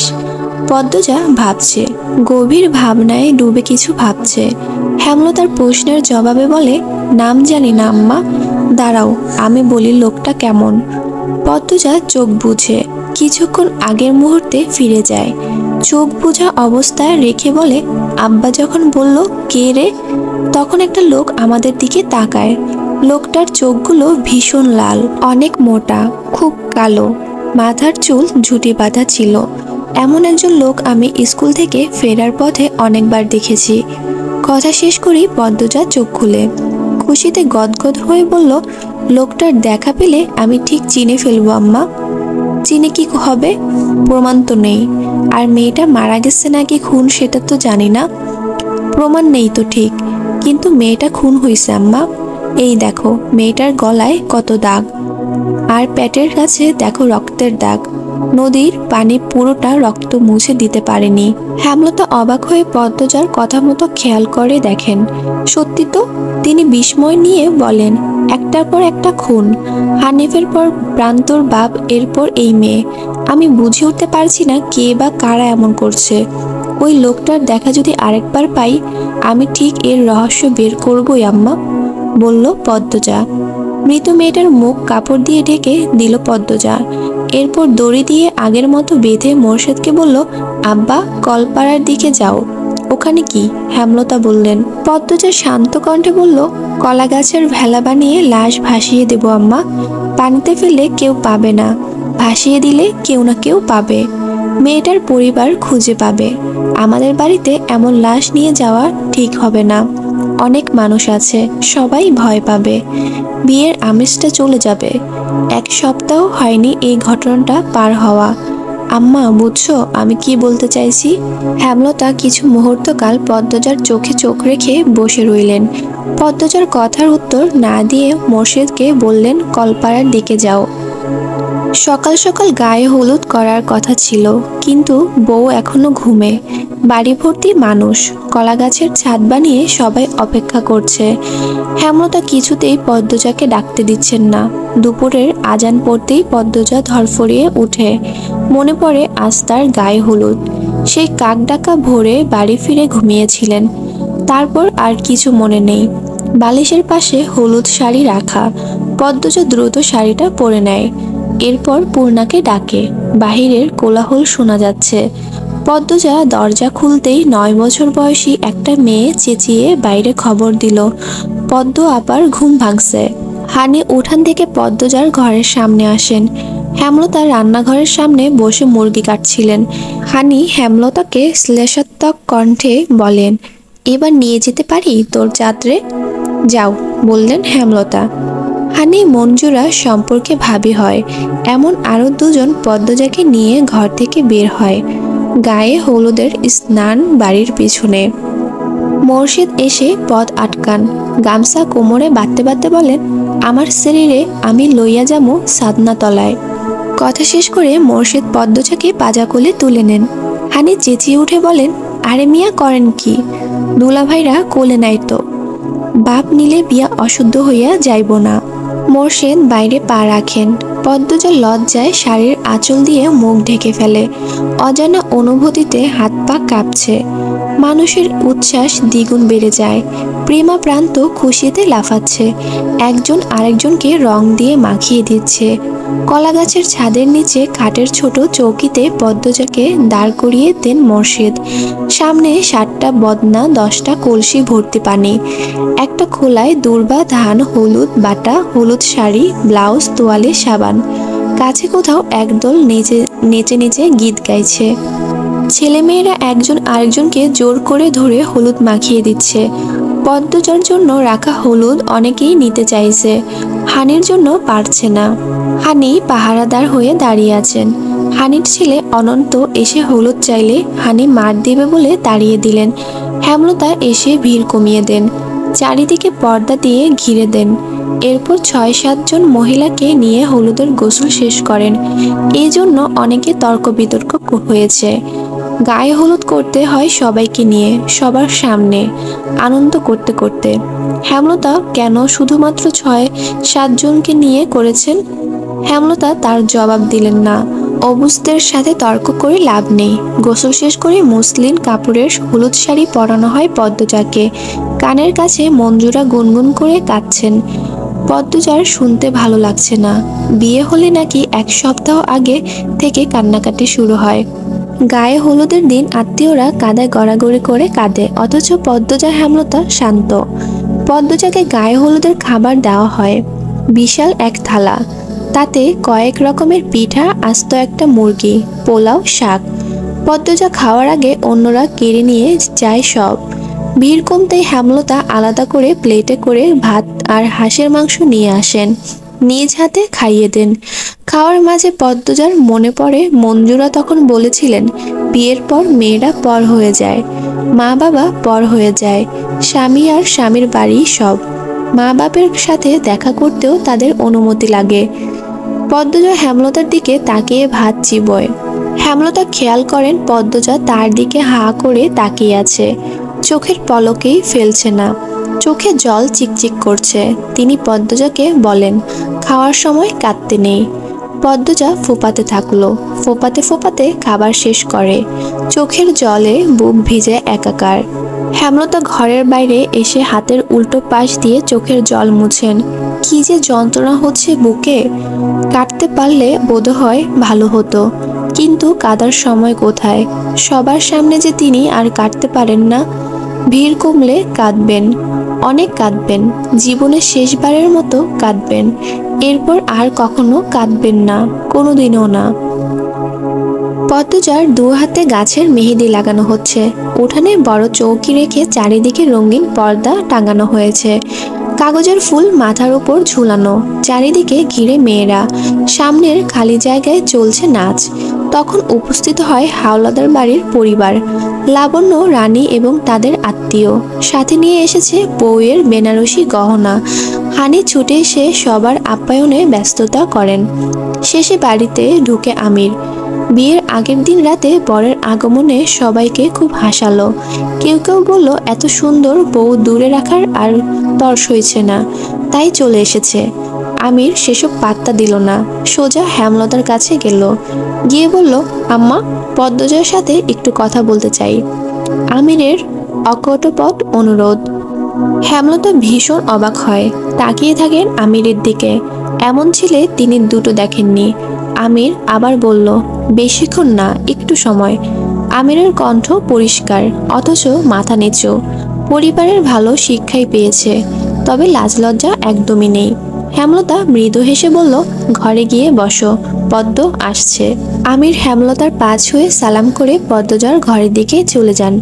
হেমলতা পদ্মজাকে ডেকে নিয়ে আসেন, বলেন আমির কথা বলতে চায়। ব্যাপারটা লোকচক্ষুর, কিন্তু না তো করা যায় না। কোনো বিশেষ দরকার হয়তো। পদ্মজা ঘরের সামনে এসে থমকে দাঁড়ায়, পিছন ফিরে তাকায়। হেমলতা ইশারায় যেতে বলেন। পদ্মজা ঘরে ঢুকে ডাগর ডাগর চোখ মেলে আমিরের দিকে তাকায়। আমিরকে খুব ক্লান্ত দেখাচ্ছে, মনে হচ্ছে কিছু নিয়ে খুব চিন্তিত। আমির পদ্মজাকে দেখেই হাসলো, বলল, বসো। পদ্মজা বিছানার এক পাশে বসে, অন্য পাশে বসে আমির। প্রশ্ন করে, পদ্মজা, যা প্রশ্ন করি সত্যি বলবে। পদ্মজা দৃঢ়কণ্ঠে বলল, আমি মিথ্যা বলি না। আমির অসহায়ের মতো বলল, তুমি এই বিয়েতে মন থেকে রাজি তো পদ্ম? পদ্মজা চৌকিতে তাকালো, আবার চোখ সরিয়ে নিল, বলল, আম্মা যখন যা করেছেন তাই আমি মন থেকে মেনে নিতে পেরেছি। আমির আবার প্রশ্ন করল, লিখন সাদ তো তোমাকে পছন্দ করে, জানি, আর আপনিও জানেন সেটাও জানি। আমি আমাদের বিয়ে ঠিক হওয়ার পর জেনেছি। তুমি মনে কিছু নিও না। বলতে চাইছি, যদি তোমার আমাকে অপছন্দ হয় আর লিখন শাহকে পছন্দ করে থাকো, বলতে পারো, আমি বিয়ে ভেঙে দিব। পদ্মজা অপমানে থমথম হয়ে উঠল, গম্ভীর সুরে বলল, অবিশ্বাস থাকলে বিয়ে না হওয়াই ভালো। আপনি বিয়ে ভেঙে দিতে পারেন। আমিরের চোখ কটর থেকে বেরিয়ে আসতে চাইল। পদ্মজা এত কথা বলতে পারে ভাবতেও পারেনি। আমির ইতস্ত বোধ করে বলল, আমার কোনো অবিশ্বাস নেই। তোমার মনে কেউ না থাকলে বিয়ে আমার সাথেই হবে, আর কারোর সাথে হতে দেব না। পদ্মজা কিছু বলল না। উঠে যেতে চাইলে আমির বলল, একবার হাত ধরা যাবে? আগামীকাল থেকে হাত ধরে দিনরাত বসে থাকিয়েন, বলল পদ্মজা, সাথে হাসলো। আমির তা খেয়াল করে বলল, সুবহানাল্লাহ। বিয়ের অনুষ্ঠান শুরু হয়েছে অনেকক্ষণ। পদ্মজা বধূ সেজে বসে আছে। দুই পাশে বসে আছে পূর্ণা ও প্রেমা। কাজী বিয়ে পড়াচ্ছেন। অনেকক্ষণ ধরে পদ্মজাকে কবুল বলতে বলেছেন। পদ্মজা কিছুতেই বলছে না। সে নিজ মনে হেমলতাকে খুঁজছে। বউ কবুল বলছে না শুনে অনেকে ভিড় জমিয়েছে। হেমলতা ভিড় ভেঙে ঘরে ঢুকেন। হেমলতাকে দেখে পদ্মজা ঠোঁটে হাসি ফুটে। ছলছল চোখ নিয়ে তিনবার কবুল বলে। হেমলতার দুই চোখে পানি, কিন্তু ঠোঁটে হাসি। পদ্মজাকে বধূ সাজবার পর মাত্র দেখলেন তিনি। লাল বেনারসিতে পদ্মজার রূপ যেন গলে পড়ছে। পাশের ঘর থেকে কে যেন কাঁদছে। হেমলতা দেখতে যান। আয়না দেখানোর পর্ব শুরু হয়। আয়নায় তাকাতেই আমির চোখ টিপল। পদ্মজা লজ্জায় চোখ সরিয়ে নিল। আমির সবার চোখের আড়ালে পদ্মজার এক হাত খপ করে ধরে ফেলে। পদ্মজা কেঁপে উঠে ভয়ে। আমির ফিসফিস করে বলল, এই যে ধরলাম, মৃত্যুর আগে ছাড়ছি না। বিয়েবাড়ির ভিড় কমে গেছে। বিদায়ের পালা চলছে। করুণ কান্নার সুরে চারিদিক হাহাকার করছে। মঞ্জুরা হানি কেঁদে কুল পাচ্ছে না। মোর্শেদ নদীর ঘাটে বসে গোপনে চোখের জল ফেলছেন। পূর্ণা পদ্মজার গলা জড়িয়ে সেই যে কান্না শুরু করছে, থামছেই না। প্রেমাপ্রান্ত কাঁদছে, কাছে আরো মানুষ। একটা মেয়ের বিয়ের বিদায় পর্ব কতটা কষ্টের তা শুধু সেই মেয়ে আর তার পরিবার জানে। পদ্মজা কাঁদছে। পূর্ণার মাথায় পিঠে হাত বুলিয়ে দিয়ে বারবার বলছে, বোন, বোন আমার, আর কাঁদিস না। এভাবে কাঁদলে অসুস্থ হয়ে যাবে। রিদওয়ান তাড়া দেয়, সন্ধ্যা হয়ে যাবে, তাড়াতাড়ি করুন। পদ্মজা আকুল হয়ে কেঁদে ডাকে, আম্মা কই? আমার আম্মা কই? আম্মা, ও আম্মা। হেমলতা লাহারি ঘরের পাশে দাঁড়িয়েছিলেন। পদ্মজার ডাকে হেঁটে আসেন। এক একটা পা মাটিতে ফেলছেন আর বুক ব্যথায় চুরমার হয়ে যাচ্ছে। তবুও হাসার চেষ্টা করছেন, কিন্তু পারছেন না। যে মেয়ের জন্য তিনি নতুন করে জীবনের মানে খুঁজে পেয়েছিলেন, সে মেয়েরই আজ বিদায়। সারা জীবনের জন্য অন্যের ঘরে চলে যাবে। হেমলতাকে দেখেই পদ্মজা ছুটে এসে জড়িয়ে ধরে হাউমাউ করে কেঁদে উঠল। হেমলতা দ্রুত চোখের জল মুছলে পদ্মজাকে আদুরে কণ্ঠে বললেন, এভাবে কাঁদতে নেই মা, বিয়ে তো হবারই কথা ছিল। আম্মা, আমি তোমাকে ছাড়া থাকবো কেমনে আম্মা? সবাইকেই থাকতে হয়, আস্তে আস্তে ঠিক হয়ে যাবে মা। হেমলতা পদ্মজার কপালে চুমু খান। পদ্মজার দুই চোখের জল মুছে দিয়ে বলেন, শ্বশুর বাড়ির সবার সাথে মিলেমিশে থাকবি, নিজের খেয়াল রাখবি। পদ্মজা হেমলতাকে জোরে চেপে ধরে বলে, আম্মা আমি যাব না, আম্মা আমি যাব না আম্মা। হেমলতা পদ্মজার মুখের দিকে চাইতে পারছেন না। ভাঙা গলায় আমিরকে ডেকে বলেন, নিয়ে যাও আমার মেয়েকে, খেয়াল রেখো, ওর আব্বা ঘাটে বসে আছে, ডাকতে হবে না, একা থাকুক। তোমরা পদ্মকে নিয়ে যাও, সন্ধ্যা হয়ে যাচ্ছে। আর কিছু বলতে পারলেন না। চোখ বেয়ে টুপটুপ করে কয়েক ফোঁটা জল বেরিয়ে পড়ে মাটিতে, পদ্মজার বেনারসিতে। আমির পদ্মজাকে পাজাকুলে করে নেয়। পদ্মজা আকুতি ভরা কণ্ঠে হেমলতাকে ডেকে অনুরোধ করে তাকে জড়িয়ে ধরে রাখতে। হেমলতা রাখেননি, মুখ ঘুরিয়ে নেন। পূর্ণা দু হাতে মুখ ঢেকে কাঁদছে। পদ্মজাকে পালকিতে বসিয়ে দেয় আমির। এরপর দু হাত পদ্মজার গালে রেখে বলল, একদিন পরেই আসবো আমরা। পদ্মজা দুই হাতে মুখ ঢেকে ফুঁপিয়ে ওঠে। সবকিছু শূন্য লাগছে, মস্তিষ্ক ফাঁকা হয়ে গেছে। পালকি ছুটে চলছে শ্বশুর বাড়ি। পূর্ণা হেমলতাকে জড়িয়ে ধরে, আম্মা কেন বিয়া দিলা পারে, তোমার কি কষ্ট হচ্ছে না? হেমলতা হাঁটু ভেঙে মাটিতে বসে পড়েন। পূর্ণাকে জড়িয়ে ধরে গগন কাঁপিয়ে চিৎকার করে কেঁদে ওঠেন। উপস্থিত সবার কান্না থেমে যায়। হেমলতা পূর্ণাকে জড়িয়ে ধরে বলেন, আমি যদি পারতাম আমার পদ্মকে বিয়ে দিতাম না পূর্ণা, ও যে আমার 7 রাজার ধনের চেয়েও বেশি কিছু। হানি বরাবরই কাঁদুক স্বভাবের। হেমলতা কখনো কাঁদে না। সেই হেমলতাকে এভাবে কাঁদতে দেখে কান্না লুকিয়ে রাখতে পারল না। হেমলতার মাথা বুকের সাথে জড়িয়ে ধরে কেঁদে বলল, এটাই তো নিয়ম, কেঁদে আর কি হবে। হেমলতা মুহূর্তে ছোট বাচ্চা হয়ে যায়। হানিকে ধরে হাউমাউ করে কেঁদে ওঠে, বলে, আপা আপা ওরা আমার মেয়েরে নেয়নি, আমার কলিজা ছিঁড়ে নিয়েছে। আপা কেন বিয়ে হলো আমার পদ্মের? মঞ্জুরা হেমলতার মাথায় হাত রেখে সান্ত্বনা দেন, দেখিস পদ্ম খুব ভালো থাকবে, ও খুব ভালো মেয়ে।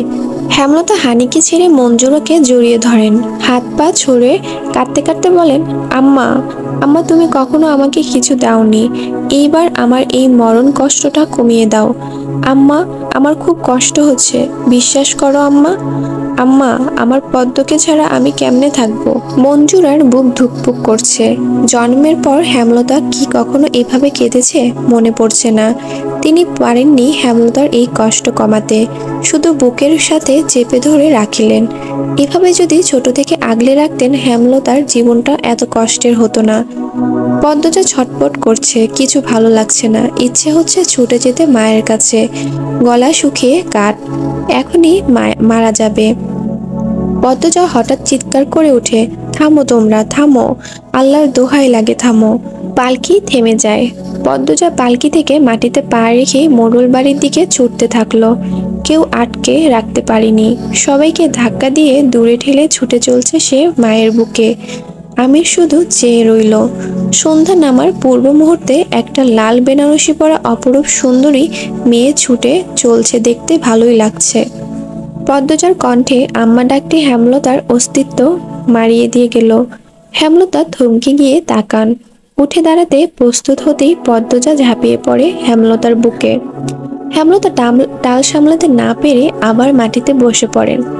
পদ্মজা নিরবিচ্ছিন্ন হয়ে কাঁদতে থাকলো। হেমলতা সীমাহীন আশ্চর্য হয়ে কথা বলার শক্তি হারিয়ে ফেলেন। নির্বাক নিস্তব্ধ থেকে পদ্মজার কান্না অনুভব করেন। কান্নার দমকে পদ্মজার শরীর ঝাঁকি দিচ্ছে বারংবার। পূর্ণা পদ্মজাকে পিছন থেকে জড়িয়ে ধরে বলল, আর যাবা না আপা? পদ্মজা অনুরোধ সুরে হেমলতাকে বলল, আম্মা আমি যাব না। হেমলতার দুই চোখ দিয়ে টপ টপ করে জল পড়ছে। প্রতি ফোঁটা জল পদ্মজার বুকে সাইক্লোন, টর্নেডো, ঘূর্ণিঝড়, ভূমিকম্প সহ সব ধরনের দুর্যোগ বয়ে দিচ্ছে। হেমলতা শক্ত করে জড়িয়ে ধরেন পদ্মজাকে। অশ্রুরুদ্ধ কণ্ঠে বলেন, কোথাও যেতে হবে না তোর। হেমলতার এহেন কথা শুনে মঞ্জুরার মাথায় বাজ পড়ল। সে কি কথা? হেমলতা একবার যখন বলেছে তাহলে সত্যি যেতে দিবে না। তাহলে মেয়ের বিয়ে দেওয়ার কি দরকার ছিল? হানি শক্ত কিছু কথা শোনানোর জন্য প্রস্তুত হয়। তখনই হেমলতা পদ্মজাকে সরিয়ে দেন নিজের কাছ থেকে। চোখে মুখে শক্ত করে কাটকাট কণ্ঠে বলেন, এটা ঠিক হয়নি পদ্ম, এভাবে চলে আসা মোটেও ভদ্রতা নয়। আবেগকে এত প্রশ্রয় দিতে নেই। বিয়ে দিয়েছি, এবার শ্বশুর বাড়ি যেতেই হবে। ওই তো আমির এসেছে। হেমলতা হাত ঝেড়ে মাটি থেকে উঠে দাঁড়ান। পদ্মজা হাঁ করে তাকিয়ে আছে হেমলতার দিকে। চোখের পলকে কি রকম রূপ পাল্টে ফেলল। এই তো মাত্র কাঁদছিল। পদ্মজা নিজের চুলে আঙ্গুল পেঁচাতে পেঁচাতে হাসছে। তুষার রয়ে শয়ে প্রশ্ন করছে, হাসছেন কেন? পদ্মজা নাটকীয়ভাবে ব্যথিত সুরে বলল, আপনি কাঁদছেন তাই? তুষার দ্রুত চোখের জল মুছল, মৃদু হেসে বলল, কাঁদছি নাকি? পদ্মজা হঠাৎ গুনগুনিয়ে কাঁদতে শুরু করলো। তুষার জানতে চাইল, আপনি কাঁদছেন কেন? মুহূর্তে পদ্মজা দাঁত কেলিয়ে হেসে ওঠে। চোখের জল ঠোঁটে হাসি নিয়ে বলে, মনে চাইল। আম্মা বলতেন যখন যা ইচ্ছে হয় করে ফেলতে, তাতে কারো ক্ষতি বা নিজের কোনো ক্ষতি না হলেই হলো। আপনার মায়ের খবরটা গতকাল শুনলাম। জানেন সারা রাত ঘুমাতে পারেনি। আপনার মনটা খুব নরম স্যার, কিন্তু কঠিন ভাব নিয়ে থাকেন, আমার আম্মার মতো। তারপর কি হলো? পদ্মজা চেয়ার ছেড়ে ফ্লোরে বসে পড়ল। আর তো বলবো না। তুষার শ্বাসরুদ্ধকর কণ্ঠে বলল, কেন? পদ্মজা ঘাড়ে এক হাত রেখে ক্লান্ত ভঙ্গিতে বলল, এমনি। হেয়ালি করবেন না পদ্মজা, আপনি ছাড়া এই রহস্যের কিনারা অসম্ভব। আপনার পুরো গ্রাম আপনার বিপক্ষে। খুনের কারণও কেউ বলতে পারছেন না। আমরা তদন্ত করেও কুল পাচ্ছি না। পদ্মজা চোখ গরম করে তাকায়, কটমট করে বলল, বলবো না মানে বলবো না। তুষার দ্বিগুণ গলা উঁচিয়ে বলল, তাহলে এতটুকু কেন বললেন? আমার ইচ্ছে হয়েছে তাই। আপনার ইচ্ছায় তো সব হবে না। যা খুশি করে নিতে পারেন। পরিস্থিতি বিগড়ে যাচ্ছে। পরিস্থিতি সামলাতে তুষার দুই হাতে মুখ ঢেকে রাগ নিয়ন্ত্রণ করে। এরপর ধীর সুস্থে বলে, দেখুন, আপনি যদি সব খুলে না বলেন, আমি আপনাকে আইনের হাত থেকে বাঁচাতে পারবো না, নির্দোষ প্রমাণ করতে পারবো না। আর আমার মন বলছে আপনি দোষ করতে পারেন না। সবসময় মন সঠিক কথা বলে না, বলল পদ্মজা করুণ সুরে। তাহলে বলছেন আপনি নির্দোষ না? পদ্মজা চোখ সরিয়ে নিল, হাসলো। কি যন্ত্রণা, কত কষ্ট সেই হাসিতে। চোখ ভর্তি জল নিয়ে আবার তাকালো তুষারের দিকে। বলল, আমি খুন করেছি। একই রাতে, একই প্রহরে, একই জায়গায়, একসাথে 5 জনকে। আপনার আইন যা শাস্তি দেয় আমি মাথা পেতে নেব। তুষার অধৈর্য হয়ে বলল, আপনার ফাঁসির রায় হবে পদ্মজা। আপনি বুঝতে পারছেন না, আমার আপনাকে বাঁচাতে ইচ্ছে হচ্ছে। ওপারে যাওয়া আমার জরুরি। আমি সব রায় মেনে নিব। আমি মানতে পারবো না। তুষারের অকপট কথাটা মুখ থেকে বের হওয়ার পর তুষার বুঝলো সে অচেনা এবং ভয়ঙ্কর অনুভূতি নিয়ে খেলছে। পদ্মজার দিকে চেয়ে অপ্রস্তুত হয়ে পড়ে। পদ্মজা তুষারকে পরখ করে নিয়ে হাসে। শান্ত ভঙ্গিতে বলে, এত বেকুল কেন হচ্ছেন? বেশ অনেকক্ষণ তুষার গাঢ় হয়ে বসে রইল। উপর থেকে অর্ডার এসেছে আসামি পদ্মজা কেন এতগুলি খুন করেছে তার রহস্য উদ্ঘাটন করতে। না পারলে চাকরি চলে যাওয়ার সম্ভাবনা রয়েছে। চাকরি চলে যাক, সমস্যা নেই। নিজের শান্তির জন্য, আত্মতৃপ্তির জন্য হলেও পদ্মজার পিছনে 6টি বছরের গল্প জানতেই হবে। এই কেস হাতে পাওয়ার পর থেকে তার ঘুম হচ্ছে না রাতে। সারাক্ষণ মস্তিষ্ক কিলবিল করে। এত জটিল কেস কখনো ফেস করতে হয়নি। অলন্দপুর পুরোটা ঘেটেও কিছু জানা যায়নি। যারা খুন হয়েছে তারা আর পদ্মজা ছাড়া হয়তো কেউ জানেও না। তুষার আবার বলল, আপনার বিরুদ্ধে সব প্রমাণ, আপনার বিরুদ্ধে সবাই সাক্ষী দিচ্ছে। আপনি কি? কথার মাঝপথে তুষারকে থামিয়ে দিয়ে পদ্মজা বলল, খুনগুলো তো সত্যি আমি করেছি, তাহলে প্রমাণ আমার বিরুদ্ধেই তো থাকবে। তুষারের মন বিরক্তে তেতো হয়ে পড়ে। পদ্মজার সামনে কয়েকবার পায়চারি করে বেরিয়ে যায়। সিগারেট ফুঁকে মাথা ঠান্ডা করে। ফাহিমা চা নিয়ে আসে।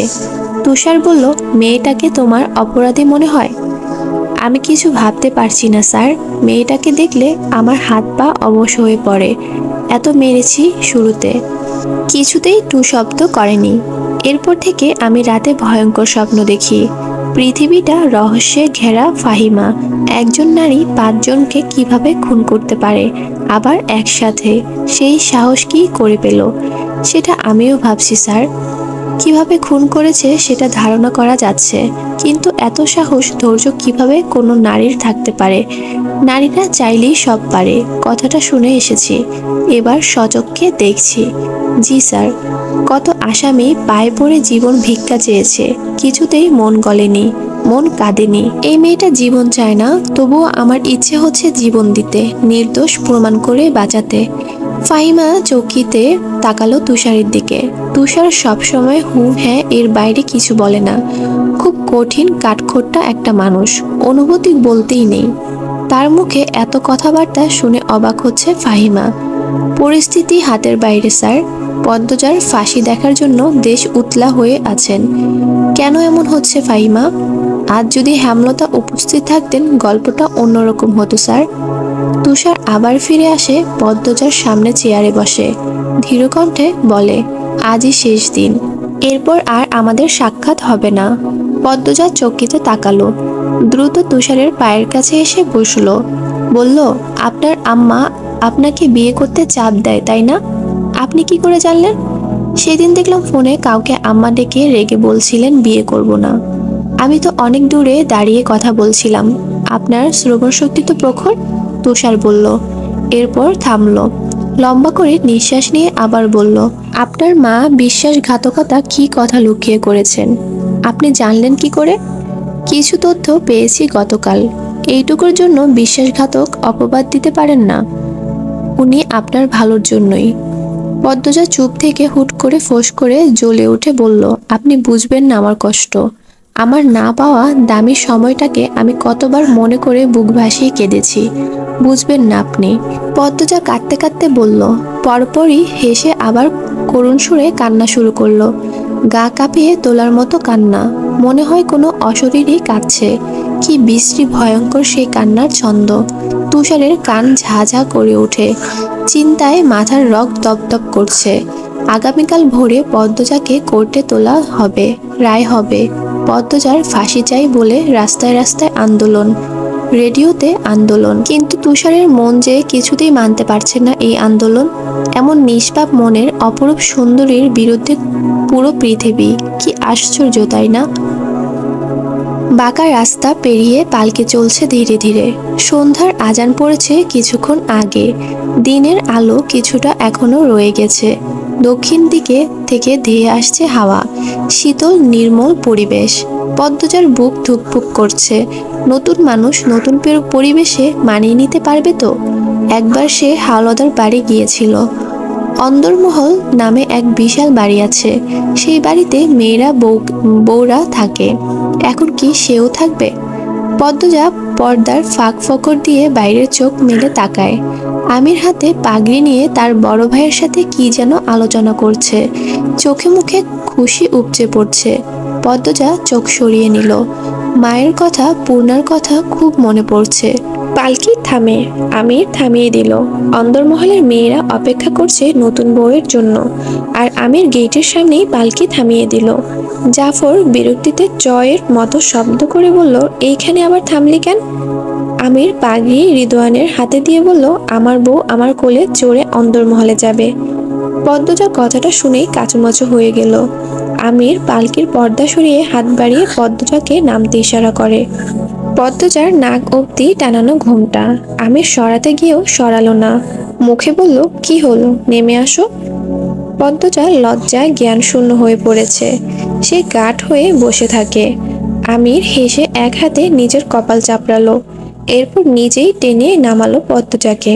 তখনও পদ্মজার নাক অবধি ঘোমটা। আমির চট করে পদ্মজাকে পাজা কোলে করে নিল। পদ্মজা কুঁকড়ে যায়। ভয়ে 2 হাত আমিরের গলা জড়িয়ে ধরে। আমির যত এগোচ্ছে সময়ের সাথে পাল্লা দিয়ে তার গায়ের উষ্ণতা পদ্মজার শাড়ি ভেদ করে সর্বাঙ্গে ছড়িয়ে পড়ছে। অচেনা অজানা অনুভূতি চারিদিকে যেন জেঁকে বসেছে। মরণ প্রেমের সূত্রপাত হয়তো এখান থেকেই শুরু হয়। আসসালামু আলাইকুম। শুরু করতে যাচ্ছি আমি পদ্মজা উপন্যাসের 22তম পর্ব। অন্দরমহলের সদর দরজায় গ্রামের মেয়েদের ভিড়। তারা সবাই নতুন বউকে দেখতে এসেছে। আমিরের কোলে পদ্মজাকে দেখে মিটিমিটি হাসছে। ফিসফিসিয়ে একজন আরেকজনকে কিছু বলছে। ফরিনা ধমক দিয়ে কোলাহল থামিয়ে দেন। আমির দরজার সামনে উপস্থিত হতেই আনিসা বলল, এইবার বউকে নামান ছোট ভাই। বড় আম্মার পা ছুঁয়ে সালাম করে এরপর ঘরে ঢুকেন। আনিসা আমিরের চাচাতো ভাইয়ের বউ, জাফরের স্ত্রী। দেশের বাইরে থাকে। ঢাকার প্রফেসরের মেয়ে আনিসা। বিয়ের পরপরই স্বামী নিয়ে দূর দূরান্তে পাড়ি জমায়। 2 সপ্তাহ আগে ছুটি কাটাতে শ্বশুরবাড়ি আসে। আনিসার কথা মতো আমির পদ্মজাকে কোল থেকে নামিয়ে দিল। এরপর দুজন নত হয়ে ফরিনাকে সালাম করলো। ফরিনা হেসে ছেলে এবং ছেলের বউকে চুমো খান। আবেগে আপ্লুত হয়ে বলেন, সুখী হো বাবা, বউয়ের খ্যাতমতে ভালা থাক জীবনভর। আমার কইলাম বছরের মধ্যেই নাতি চাই। লাবণ্য মাঝে ফোড়ন কাটলো। পদ্ম আমার লগে শহরে যাইব আম্মা। আমরা এক লগে কলেজে পড়বাম। নাতি টাতি পরে পাইবা। ফরিনা ক্ষুধার্ত বাঘিনীর মতো তেড়ে এসে লাবণ্যর গালে চর বসিয়ে দেন। উঁচু কণ্ঠে বলেন, আমার কথার পিছে কথা কনের সাহস দেখাবি না। আকস্মিক ঘটনায় সবাই হকচকিয়ে যায়। পদ্মজা অবাক চোখে তাকায়। সামান্য কথার জন্য কোনো মা এত মানুষের সামনে যুবতীর মেয়েকে মারে? লাবণ্য লজ্জায় অপমানে কাঁপতে থাকে। চোখে টলমল জল নিয়ে স্থান ত্যাগ করে। একরকম পালিয়ে গেল। ফরিনার চোখে মুখে কাঠিন্যতা ফুটে উঠেছে। পদ্মজা ভয়ে চোখের দৃষ্টি মাটিতে রাখে। ফরিনা পদ্মজার হাতে ধরে ভিতরে নিয়ে যান। যেতে যেতে বলেন, মুখে মুখে কথা কইবা না কোনোদিন। যা কই মাইন্না চলবা। শ্বশুর বাড়ির সব মানুষ হইতেছে গিয়া দেবতার লাহান। তাগরে সেবা করলেই জান্নাত পাওন যাইব, নইলে কোনোদিন জান্নাতে পাও দিতে পারবা না। শুনছি তো তুমি হইছো গিয়া অনেক বাধ্য সেরি। কামে কাজেও দেখাইবা, মনে রাখবা আমার কথা। পদ্মজা মাথা নাড়ায়। মুসলমানদের দেবতার সাথে তুলনা করাটা পদ্মজার ভালো লাগেনি। কিছু কথা গলায় এসে আটকে গেছে, বলার সাহস পাচ্ছে না। ফরিনা আবার বলেন, হুনো বউ, স্বামীর উপরে কিচ্ছু নাই। স্বামীরই দুনিয়া ভাববা। মা বাপ ভাই বোন হইছে গিয়া পর। স্বামী আপন। স্বামীর বাইরে কিচ্ছু ভাববা না। স্বামী যা কয় তাই মানবা। স্বামীর পা ধুইয়া দিবা নিজের হাতে। স্বামী বইতে কইলে বইবা, উঠতে কইলে উঠবা, হুতে কইলে হইবা। স্বামী যখন ডাকবো না করবা না। আল্লাহ বেজার হইব, ফেরেশতারা অভিশাপ দিব। দুনিয়াতে স্বামীর আদর থাইকা মধুর আর কিছু নাই, মনে রাখবা। পদ্মজা অপ্রতিভ হয়ে উঠেছে। লজ্জায় আড়ষ্টতায় সারা শরীর তীব্র গরমে ঘামছে। আনিসা ফরিনাকে ফিসফিসিয়ে বলল, বড় আম্মা, মানুষ আছে তো অনেক, পরেও বলতে পারতেন। আনিসার কথা পুরোপুরি উপেক্ষা করলেন ফরিনা। তিনি পদ্মজাকে একটা চেয়ারে বসিয়ে দিলেন। আবার বলতে শুরু করলেন, খালি স্বামী লইয়াই পইরা থাউন যাইব না। তোমার শ্বশুর শাশুড়ি জীবিত আছে, তাগর সেবা করবা। যখন যা করতে কইব করবা, না পারলে কইবা শিখাইয়া দিমু। প্রতিদিন ভোরে উঠবা, নামাজ পইরা রান্দাঘরে যাইবা। তখন বাকি সব ভুইলা রান্ধনে মন দিবা। আমির কপালের চামড়া কুঁচকে মায়ের কথা শুনছিল। এবার সে ধৈর্যহারা হয়ে বলল, রান্নাবান্না করার জন্য অনেক মানুষ আছে আম্মা, পদ্মজার রাখতে হবে না। আর আমার এত সেবাও লাগবে না। বড্ড ক্লান্ত লাগছে, ভিড় কমাও আর নিয়ম নীতি শেষ করো। এরপর আমার বউ আমার ঘরে ছেড়ে দাও। আমিরের কথা শেষ হতেই হাসির রোল পড়ে যায়। পদ্মজা ঠোঁট টিপে হাসল। ফরিনা কিছু কঠিন কথা বলতে প্রস্তুত হন। আনিসা আমিরকে রসিকতা করে বলল, আজ তো একসাথে থাকা যাবে না, আরো একদিন ধৈর্য ধরেন। আমির প্রবল বিস্ময় নিয়ে জিজ্ঞাসা করে, কেন, বিয়ে তো হয়ে গেছে। কেউ আমিরের জবাব দিল না, উল্টা সবাই হাসতে থাকলো। আইস কাল রাত্রির হতচ্ছাড়া, বলল শাহানা, জাফরের বড় বোন। আমিরের বিয়ে উপলক্ষে বাপের বাড়ি এসেছে, সাথে নিয়ে এসেছে পুরো শ্বশুর বাড়ি। আমির শাহানাকে প্রশ্ন করলো, কাল রাত্রে তো হিন্দুদের নিয়ম, আমি মানি না। আমার বউ আমার ঘর দিয়া আসো, সবসময় তেড়ামি করিস কেন? আমরাও তো নিয়ম মেনেছি, বলল জাফর, কণ্ঠে তার গম্ভীর্যতা।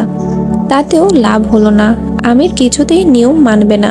ফরিনা, শাহানা, শিরিন, আনিসা, আমিনা সহ অনেকে আমিরকে মানানোর চেষ্টা করলো। কারো কথা আমিরের কনগর্জ হলো না। তার মধ্যে রিদওয়ান আমিরের সাথে তাল দিল, বলল, কাল রাত্রি বাদ, এসব নিয়ম মেনে লাভটা হবে কি? যার বউ তাকে তার বউ দিয়ে দাও। তুই চুপ থাক, আগুনে ঘি ঢালবি না, বললেন আমিনা। রিদওয়ান চুপসে গেল। থামল না শুধু আমির, ফরিনাও জেদ ধরে বসে আছেন। তিনি আমিরের পদ্মজাকে আজ কিছুতেই একসাথে থাকতে দিবেন না। যেমন মা তেমন তার ছেলে। মজিদ হাওলাদার অনেকক্ষণ যাবৎ এসব দেখছেন। চেঁচামেচি আর নেওয়া যাচ্ছে না। তিনি উপর থেকে নেমে আসেন। অন্দরমহলে 3 তলায়। 3য় তলায় কেউ থাকে না, শুধু ছাদ আছে। ঘর বানানো হয়নি। অসমাপ্ত ইটের পুরনো বাড়ি। চিন্তা ভাবনা চলছে 3য় তলাটা থাকার জন্য উপযুক্ত করার। মজিদকে দেখে সবাই থেমে গেল। তিনি পদ্মজার পাশে চেয়ার নিয়ে বসেন। পদ্মজা একটু নড়ে চড়ে বসে। মজিদ পদ্মজাকে জিজ্ঞাসা করলেন, তুমি কি চাও মা?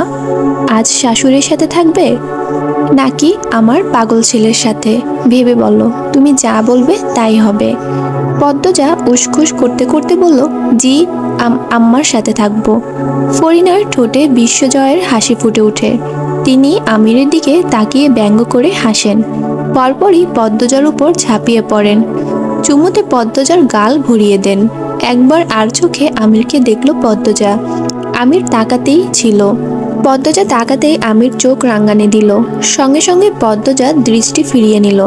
বিয়ের বাকি সব নিয়ম শুরু হয়। উপর থেকে নেমে আসেন নূরজাহান। তিনি এই বাড়ির প্রধান কর্ত্রী, মজিদ হাওলাদারের জন্মদাত্রী। কই রে আমার নাত বউরা কই? বলতে বলতে ছুটে আসেন তিনি। উপস্থিত সবাই দৃষ্টি ঘুরিয়ে নূরজাহানের দিকে তাকালো। নূরজাহান পদ্মজার সামনে এসে বসেন। পদ্মজার মুখখানা 2 হাতে ধরে দেখেন। এরপর মুগ্ধ হয়ে বলেন, বাবু দেহি চাঁদ লই আইছে। আইসেরি, তোর জন্যে আমার জামাই তো এখন আমার দিকে চাইব না। নূরজাহানের কেন এ কথা বললেন পদ্মজা ঠাউর করতে পারলেন না। আমির যখন হেসে বলল, আরে বুড়ি, তুমি তো আমার প্রথম বউ, ভুলি কিভাবে? তখন পদ্মজা নূরজাহানের কথা মানে বুঝতে পেরে ঠোঁট চেপে হাসলো। নূরজাহান আমিরের থুতুনিতে চিমটির মতো ধরে বললেন, আমার চাঁদের টুকরা, বউরে আদর কইরো ভাই, বকাঝকা কইরো না। সেরিটা জন্মঘর ছাইরাইছে, তুমি এখন সব, তুমি যেমন রাখবা তেমনই থাকবো। স্বামী হাত ছাইরা দিলে শ্বশুরবাড়ি আর কেউই বউদের আপন হয় না, বুঝছো ভাই? আমির নূরজাহানের পা ছুঁয়ে সালাম করে বলল, বুঝছি জান। নূরজাহান মন খারাপের নাটক করে বললেন, এইটা ঠিক না ভাই। কোনটা? এখন থেকে জান ডাকবা বউরে, আমি হইলাম দুধ ভাত। আমির একটু জোরেই হাসলো, সাথে আরো অনেকে হাসলো। পদ্মজা নত হয়ে নূরজাহানের পা ছুঁয়ে সালাম করার জন্য। নূরজাহান দ্রুত আটকালেন পদ্মজাকে। জড়িয়ে ধরে পিঠে হাত বুলিয়ে আদর করে বললেন, রূপে যেমন গুণেও তেমন থাইকো বই। রাইত বাড়তাছে, সব নিয়ম তো শেষ, যাও জের ঘরে যাও। এই তোরা বাড়ির যাইতে পারবি? রাইতের বেলা আইসিলি কেন? বউ তো কাইলো দেহন যাইতো। জাফর সেরিগুলারে দিয়াইতে পারবি? মদন কই, মগা কই? কামের বেলা 2 ডারে পাউন যায় না। কথাগুলো এক নাগারে বললেন ফরিনা বেগম। তিনি নূরজাহানের উপস্থিতি যেন উপেক্ষা করতে চাইছেন। মদন ছুটে আসে বাইরে থেকে, মাথা নত করে ফরিনাকে বলল, আইসি খালাম্মা। থাহস কই, যা এদের দিয়ায়। আমরার বাড়ির যখন আইসে এরা এখন আমরার দায়িত্বে, সুন্দর কইরা বাড়ির দিয়াইবি। আচ্ছা খালাম্মা, আপনারা চলেন। মেয়েগুলা সারাক্ষণ হাসছিল। যাওয়ার সময়ও হাসতে হাসতে গেল। মেয়েগুলোর উদ্দেশ্যে রানী ঠোঁট বাঁকায়, তা খেয়াল করলো রিদওয়ান। সে রানীর মাথায় গাঁটটা মেরে বলল, সারাক্ষণ মুখ মরাস কেন? একদিন দেখবি। মুখ সোজা হচ্ছে না, বিয়েও হবে না। না হলেই নাই, সেরিগুলারে দেখছো বড় ভাই কেমনে হ্যাঁ হ্যাঁ কইরা হাসতেছিল? তাতে তোর কি? নূরজাহান পদ্মজাকে বললেন, মেলা রাইত হইছে, আইও বনু, আমার ঘরে আইও, আইস আমার লগে থাকবা। আপনার লগে কেন? পদ্মজা আমার লগে আমার ঘরে থাকবো, এইটাই তো কথা হইছে। পদ্মজাও এইটাই চায়। দেহ বউ, তর্ক করো না, নাত বউ আমার পছন্দ হইছে, আমি আমার লগে রাখুম। এই পদ্মজা, তুমি কার লগে থাকবা? ফরিনা কঞ্চিত রাগান্বিত সুরে প্রশ্ন করেন। পদ্মজার অবস্থা দরজায় চাপা পড়ার মতো। এ কোন জগতে এসে পড়ল সে? পদ্মজা গোপনে ঢোক গিলল। নূরজাহান আমিরকে আদেশ করলেন, খাড়ায় রইসুস কেন, বউরে কোলে লইয়া আমার ঘরে দিয়া যা। আমির পদ্মজাকে কোলে তুলতে গেলে ফরিনা বললেন, বাবু, আমি তোর মা, তোরে জন্ম দিছি আমি, আমার কথাই শেষ, কথা মানবি। আমার স্যারার বউ আমার ঘরে থাকবো, আমার কথা অমান্য করলে জান্নাত পাইবি না। নূরজাহান পদ্মজাকে উদ্দেশ্য করে বললেন, দেখছনি বনু, এমন কইলজার বড় বউ কেউ ঘরে রাহে? আমি মানুষ ভালা বইলা এই বউরে বাইর কইরা দেই নাই, সহ্য কইরা কইরা এখন মরার পথে আছি। তোমাদের কারোর সাথে থাকতে হবে না, আমার বউ আমার ঘরেই চলুক, বলল আমির। কণ্ঠে তার খুশির মেলা। সুযোগ বুঝে নিজের জিনিস নিজে বুঝে নিতে চাইছে। ফরিনা তীক্ষ্ণ দৃষ্টি নিয়ে আমিরের দিকে তাকান। নূরজাহানকে বললেন, আপনার ঘরেই লইয়া যান। ফরিনার কথা শুনে আমিরের মুখটা ফাটা বেলুনের মতো চুপসে গেল। নূরজাহান হাসলেন, এই হাসি বিজয়ের হাসি। ভাই, বউরে কোলে লও, লইয়া আও আমার ঘরে। নূরজাহান বললেন, আমির, আমি হেঁটে যেতে পারবো, একটু হাঁটা দরকার। মিনমিনিয়ে বলল পদ্মজা। আচ্ছা, তাহলে হাঁটো, ধরো আমার হাত ধরো। নূরজাহান হাত বাড়িয়ে দেন। পদ্মজা নূরজাহানের হাত শক্ত করে ধরে মৃদু করে হাসল। নূরজাহান এবং পদ্মজার সাথে আমির হাসে।